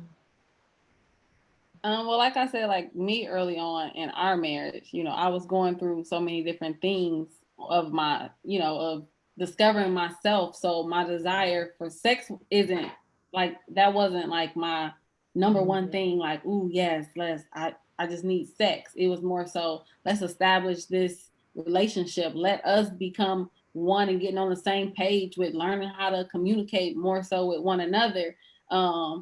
And let's figure out how about to raise all these children. Like this is a lot. So that's where my mind was at first. And I would say like now, we have raised them to kind of be a little self-sufficient to where they're able to do certain things on their own. And I'm not as stressed, and trying to figure things out now until where I'm like, hey, let's do that thing. You know what I'm saying? So it's more like less stress, less weight that's on my shoulders. And I kind of like don't have it where different people are in my ear anymore, where they say you should do this, do that, do that. Like, I'm gonna do it the way that I'm led to do it. So that's what I feel. And then like even when being intimate with one another, I think we more so like want to be in the mood. So we want to like feel something before the actual act of sex. So like, get me in the mood first. Like, don't just be like, come on. No, like, yeah. So yeah. I'm trying to point you out on that.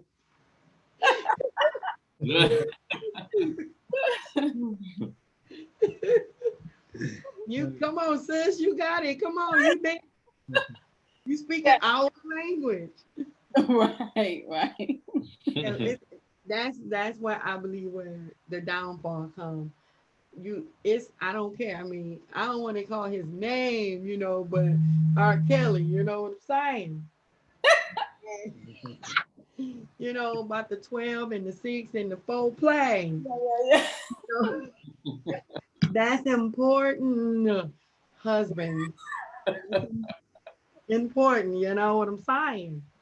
So, because with us women, we can hold out more. So you have to get us aroused. We know for 90% of you men, it don't take long. But for us, you have to really let us, feel your hands and get the heat, rising until it explodes. So that's the difference with that. But what I said on that, why do most women take their time to have sex? And it's because most of the time, I know for me, I don't want to get locked up. I don't want to have babies. And so the majority of the time, we take our time in that because we also want to get to know who you are. We want to know what's between the ears and not between the legs. And that's me. I can speak for myself on that. Even as being a person like that, I don't care. You can be a freak or however, but when you meet someone, you yet want to get to know who they are first and not just rush right on into something and then afterwards you feel like it wasn't even worth it. You know what I'm saying? Feel like it wasn't even worth it. So that's why I said it. But anybody else want to say anything on that? You had anybody? You got like 2 questions. Yeah, it just said women are more romantic. It said, do you think women address what they want and men just act on theirs? And then women know the true meaning of being romantic. Is it okay for a woman to ask a man to marry her? So you had 2 questions. Yeah. Y'all can respond on those. But you don't have nothing. I think anytime a woman asks a man to marry her, then she's really showing that she's Insecure. Yeah, she's insecure Mm-hmm. and Impatient. Yeah, if a man is not moving fast enough for you, maybe you just need to move on. Yeah. Instead of you trying to ask him, there may be somebody out there that's ready for you. Mm-hmm. And if a woman got to ask a man to marry her, then he's not ready. Yeah. Real. That's real. That's real talk. Y'all want to say on that? Well, I don't think it's okay first because it goes against the biblical, yes. The biblical, the principles, the setup. Yeah.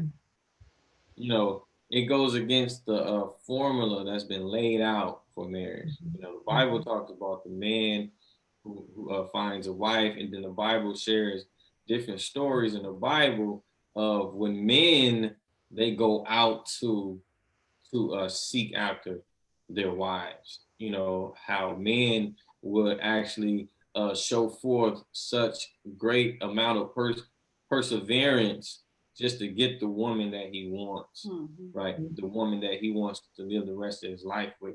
And I just think that it's the reason why that's even in the Bible, to show us that example, to show us that experience, because that is what works. Yeah. And when you go against what works, your results are not going to give you the same results that the formula that's been laid out already has been given, to produce certain results for you as far as, marriage, as far as, what happens when a man asks a woman, will you marry me? That says that he's ready.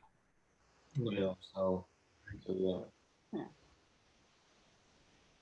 I just agree with what has already been said. Mm. Okay. All right. I'm a I was gonna do that with the men. But this is what they say as far as the men. Men, some men think sex is the connection. Sex is language. Men use men use to express their tender, loving, vulnerable side, that their language of intimacy. That's what y'all language is. Oh Y'all yes, understand? that's my love language. 100, 1,000, 1,000 million, 1,000,000,000,000%. But yeah, but that's real because I told my wife it's like, you know, like a need is a need. Like, you know, that's real. That's reality. And whenever a person is not getting that need met, you know, like I know her love language. When I don't fulfill on her love language, her needs, she's not going to feel loved, no Mhm. matter what I do, That's no real. matter how good I might like, and and then vice versa. Like she can cook for me, she can, you know, she can clean up the house, she can, you know, do all these other things right. But if she's not fulfilling on my need, like it, I'm not going to feel loved, you know. Yeah. And I think that's very very important. Like the Bible tells us to deal with one another. Well, the Bible tells the men to deal with the wife according to knowledge. Right. You know, so you have to be willing to do what's necessary based off of what you know and based off of what you're willing to study and know about your partner. You know, it works. So you saying sex is a connection? You don't want to get to know what's between a woman's mind, between a woman's ears? No, I'm not saying that. I'm Okay. saying it's a connection though. Okay. All Yeah, right. Then yeah, I'm definitely not saying that. so before you got something to say on that? Last question, and I know we got to go. Yeah. Another question said, "Is it okay to still do a wife duty even though you know your husband is messing with somebody else?" Whoa, that's a good question. Hmm. I mean, That's a good question. this is the difference between, as you were speaking about earlier, how we seen in the church. You know, in the church when we was growing up, it was toxic marriages everywhere. Yeah, You most know, and we definitely. as children could see and pick up on a lot of things that adults don't really um, think they are picking up on. Mm-hmm. Just like earlier, she yelled over there in the other room, told my daughter to get out of there. Yeah. Um, and you know, my Yes. daughter was picking up on things that Hmm. this conversation, I want to hear a couple Right. things, you know. Right. And but you even then when we were younger, I don't know about you, but me, I picked up on some marriages wasn't they wasn't right. It was You can toxic, tell though. and It was there. even maybe it was the man. Yeah, I had. He was kind of flirtatious with some of the other sisters Mm-hmm. and talked to his wife differently, Mm-hmm. and you picked up on those things. Yes. My grandmother, well, she used to give her testimony before my grandfather was came to Christ. He used to go out on her all the time. She used to iron out his clothes. He'd come off work. She knew he was gonna go out to the clubs. She would iron his clothes out. She would have a hot bath for him when he got off work, so he'd get in there, comb his hair, and have his clothes laid out, and he would go out and he'd really go out on. And that's what they did. The wives didn't. You had to be a good wife no matter what. But I think women now understand that. Hey, you know, nowadays women understand, no, you got to treat me better. Of course. I'm not going to be in this and you treat me any kind of way. Yes. And we were always taught divorce was not an option. Not an option. Now we understand that we know that if another person, you only can have a relationship if two people is in it. Yes. You can't have a relationship with just one person doing all the work. The other person has to give something. That's I don't right. care if it's 10%. that may be something you can work with. But if they're not giving anything and they're giving all their percent to another person outside the marriage, then you can't have a relationship. Right. So you can do all the wifely duty you want to do. Right. It's not going to help the relationship because that person has He's made up still their doing mind yeah. that they're going to give their percentage to To somebody else. else. And so I think now, you know, whether it's a woman or a man, you have to say, okay, do you want this relationship? Yes.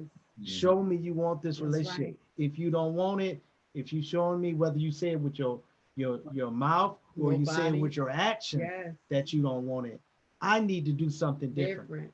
Yeah. Yeah. I need to move on. I need to find either be by myself or find somebody else That's in the Bible though, that's too. going to Yeah. be with me.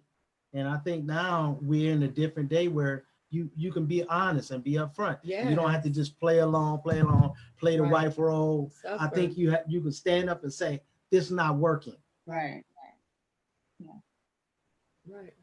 That's right. Because it goes back to you being responsible for Mhm. your own happiness. Lord You said, know? yeah. Yeah. And the Bible even tells us, just like you said, pastors, like the Bible even tells us that marriage, the purpose for marriage is for us to be in a bond of peace. Mm-hmm. Mm-hmm. You know, that's God's desire for us to be in that bond of peace, not into a bond of distrust, Misery. Yeah. bond of misery, bond Yeah. of unfaithfulness. Like that is not God's desire. Yeah. So it is up to us to take on that responsibility to do what is necessary, Right. you know, for us to like really be a stand for our own peace. Mm-hmm. That's good. First and foremost. So yeah. Amen. So we hope that that was helpful to the person that asked the question. Hopefully that was helpful. Um, and I am grateful. I do have one question though, honey, or to you, any of the men, and this is it, because I did time myself tonight. Um, like for an example of me, like I was sharing with him, how when a woman come to you, husband or wife, that have these dark sides going on within your relationship, when you're being addressed, are when you're being addressed, why are you doing this, or are you doing this? Why you men, or y'all men, however you want me to say it, don't be upfront with the women and have the women looking like a fool, like they don't know what they talking about, or they insecure, or you have low self-esteem, or you got trust issues. Why do you men, or even women, because women do it too, vice versa, why does that happen instead of being out front and saying, yes, I'm doing this, yes, I'm cheating, or yes, I'm looking at other women, or I'm lusting, or yes. So when that woman say what she know for a fact of her intuition, or her conscience is telling her, and she bring it to you, and you know it's true, but why you have to lie to that woman or man and not be upfront? I'm sure there's many reasons, but I'm not trying to be funny either. I'm just trying to be real, right? But I'm sure a lot of what some men probably would say that you can't handle the truth. So that's That's probably the mindset behind that. It's like you say you want to know the truth, but you really can't handle the truth. And I don't feel like dealing with the result of me telling you, you know, what's real. I don't feel like dealing with that right now. I'm not willing to be held accountable. I'm not willing to look at myself in the mirror because that is uncomfortable. And because I'm not willing to do that, because I'm not willing to be a man, to be mature and to be strong enough to face my own reality, I'm going to try to manipulate the situation, try to make you feel some some type of way so that it can all just die down and I can continue doing what I'm doing. Hey, I believe you kept it 1,000. I do. I believe you kept it 1,000 plus. I really do believe that. And it don't make it right. You Nope. know, that's showing that to me, you don't love that woman.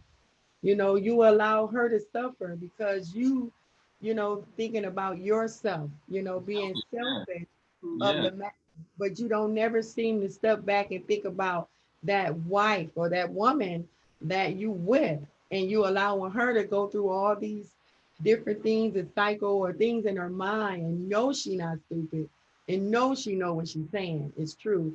But you will prolong and drag her along like that. Why do that? And then the consequences come where you look up and she gone. Or Yeah, go but ahead. I think that when somebody's in some situation, when they're in, say, we brought up the subject of masturbation and pornography, Mhm. um, things that's secret, that's being held. Maybe it's an infidelity in the marriage, and the wife know about it, but the husband keep denying it. Mhm. The thing is that, as Mr. Lawrence alluded to, um, is that you're not ready to come to grips with the truth, and and we make it seem like you don't know the truth, but Mhm. really we're not ready to deal with the truth. Um, and as long as we can get away with it or make that other person feel like, hey, you're not, it's not what you think, that was my cousin. That was my cousin I was with. But we always, we, no matter what, we don't want to deal with the issue. And we always feel like we got it under control. Try to feel like, it's not as bad as we, think it is. And so we don't, so when you approach us with there's a problem, no, it ain't a problem. Just like somebody has an alcohol problem, they always think that they can quit when they get ready. Mm-hmm. And so many times when you see it, uh, we feel like it's not as bad. We try to convince ourselves it's not what you think, or it's not as bad as you think it is. Or so I think that's really the problem. We're not ready to face our own truth that we need to deal with. Mhm. I respect that. I respect that to a certain extent, because at the same time, you messing up that woman. You really messing her up as far as corrupting her or manipulating her to have her feel like she's not telling the truth, or that she's gone crazy, cuckoo, cuckoo, and she really is. So I hear the part where y'all saying women can't handle the truth. Try us. Try the woman and allow her to show you if she can handle it or not. And I don't look at it as so much handling the truth. That's, to me, I think it's an excuse. I mean, because any truth is going to hurt. Any truth of something that's happened in the dark side is going to be damaging. But if you keep prolonging that hidden secret from that woman, that's, I think, will hurt more than knowing of the truth up front. You know what I'm saying? Because if Yeah. No, she, I didn't you were say saying that, you couldn't handle truth, oh, okay. or I can't handle the truth, whichever You who both of said y'all said who. we can't handle the No, truth. no, I'm saying whoever the issue is. You It did may say be a I husband or said it, like that. and Pastor Jones didn't say it. Yeah, he said that. I said that. The I said kind of the opposite of what he said. He said you're not ready to handle the truth, Mm-hmm. and I said that I'm not ready to deal with the truth. Or if it's the case of you with the issue, Mm-hmm. you're not ready to deal with your Oh, truth. the women, Yeah. the women with If I got the issue, I'm not ready to deal with the truth. I'm mm-hmm. not ready to come to the fact that I really have a problem. Mm-hmm. And I'm not going to allow you to tell me that I have a problem because Mm-hmm. I'm not ready to face it. I'm Mm-hmm. not ready to deal with it. So I string you along. I tell you whatever I need to tell you to throw you off or whatever I got to do, but also to make me feel like it's not a problem what I'm doing. Right. But did you hear that? What is that? That you would string that woman Oh along, yeah. you know, Do y'all ever think about what you're doing to that woman? You know? I think my father said it. Uh, Thank you. his response to that mindset, I think that brings instant breakthrough right there. What to say. Deal with the issues. Yes. Just be a man, boy, That's what it is. and just say what needs to be said. Yes. And move on. Right. Because you don't know what can happen once you tell her, you tell her. That's right. Especially if she's coming to you to ask you. I mean, let her, she gonna be hurt. Let her be hurt. Let her, you know, be able to vent out. She gonna vent. She gonna be angry. She gonna be whatever. You just be there and allow her to do that and give her time and space at the same time during her healing process while you healing to grow up.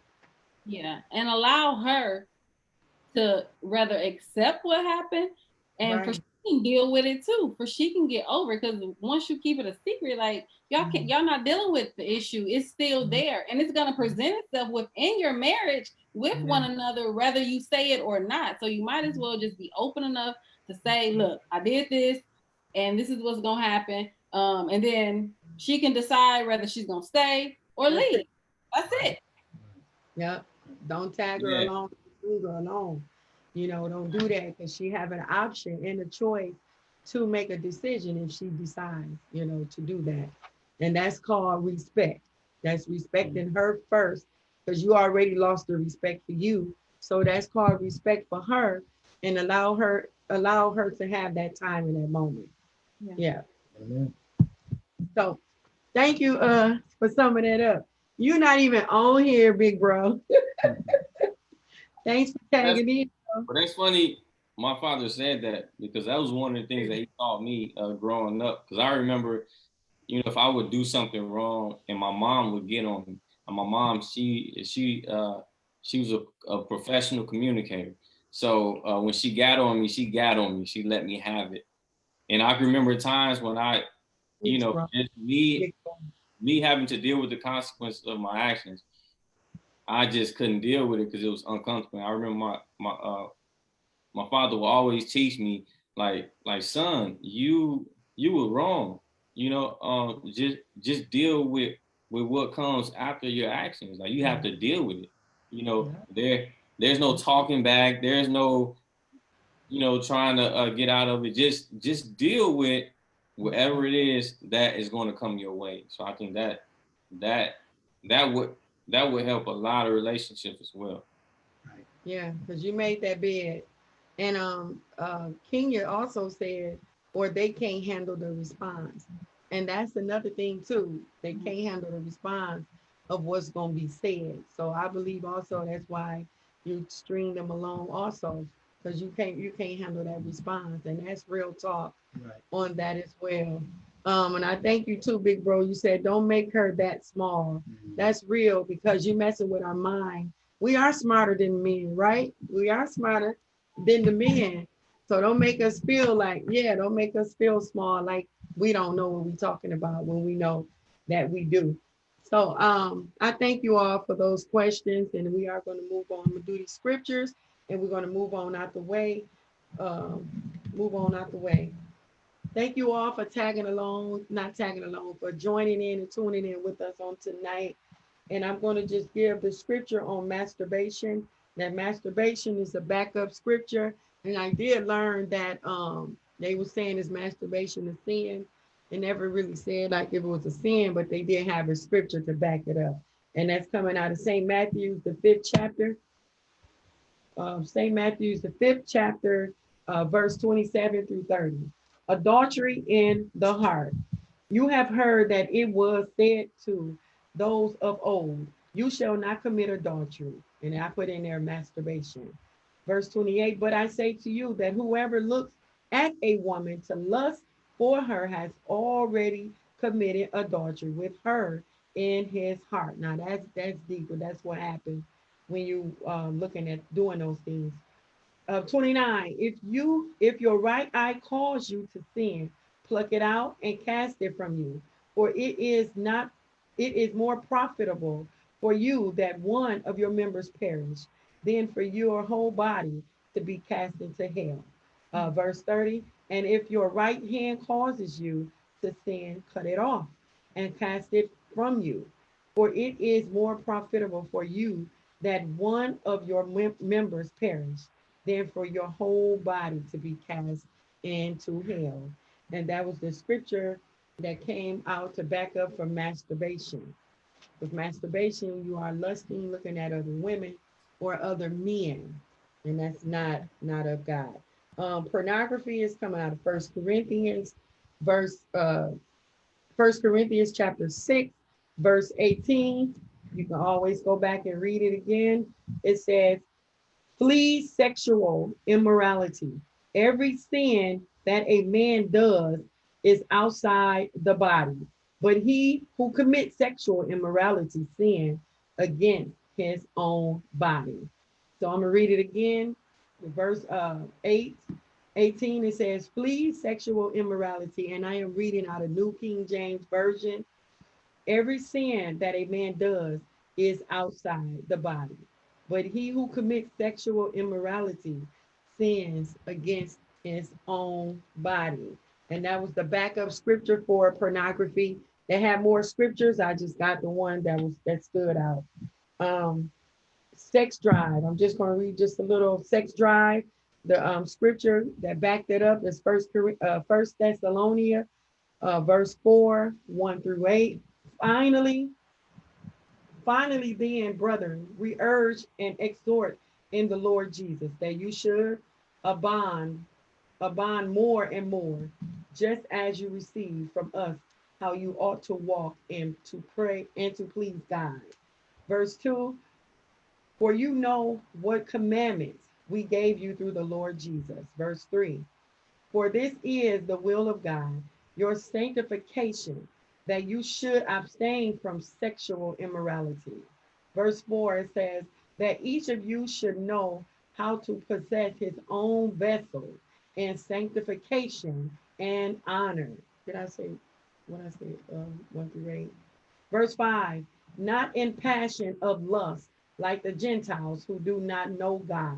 Verse 6, that no one should take advantage of and defraud his brother in this matter, because the Lord is the avenger of all, such as we also forewarn you and testify. Verse 7, for God did not call us to uncleanness, but in holiness. Verse 8, therefore he who rejects this does not reject man, but God, who has also given us his Holy Spirit. So I just wanted to sum it up with the scripture, because we always do the natural and the spiritual. So that can leave with your mindset and thinking and what the Lord has said, and how all these things that is of evil and wicked, to help you to overcome these things by reading and hearing the word of the Lord. We thank you all for tuning in on tonight at the Talk That's Real. We thank our couple for joining with us on tonight. Any last say? We just want to, well, I just want to say thank you once again for having us. I think this conversation was rich and it was much needed. It was a blessing to us. Yeah. And I'm sure 100% that it was a blessing to those who are listening. So yeah. Yeah. Thank you. Amen. You're welcome. You want to say anything? I enjoyed it. It really been a blessing. And it really was a lot of information to be gotten for couples that's dealing with a variety of issues. Tonight we covered some very important topics tonight. Yes, very, very important. And coming from us all. And I truly thank God for that, allowing us that boldness and to be open with the nation, with the world, and sharing the things that we experience in our marriages, whether we were in church, out of church, in sin, or whether we were saved or not. I think I said that. But we thank you all once again for tuning in on tonight. Please choose Jesus this day, because he is the best that you can ever have in your life.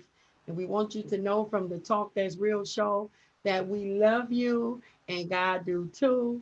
So please stay encouraged, stay focused, and hold on to God's unchanging hand. If you don't know him, please get to know him. Please get to know him. We love you all. Have a blessed night. Bye. Y'all gonna do that? Oh yeah, I can do that. Go ahead. I was like, You practice it like you said. all right. Bye.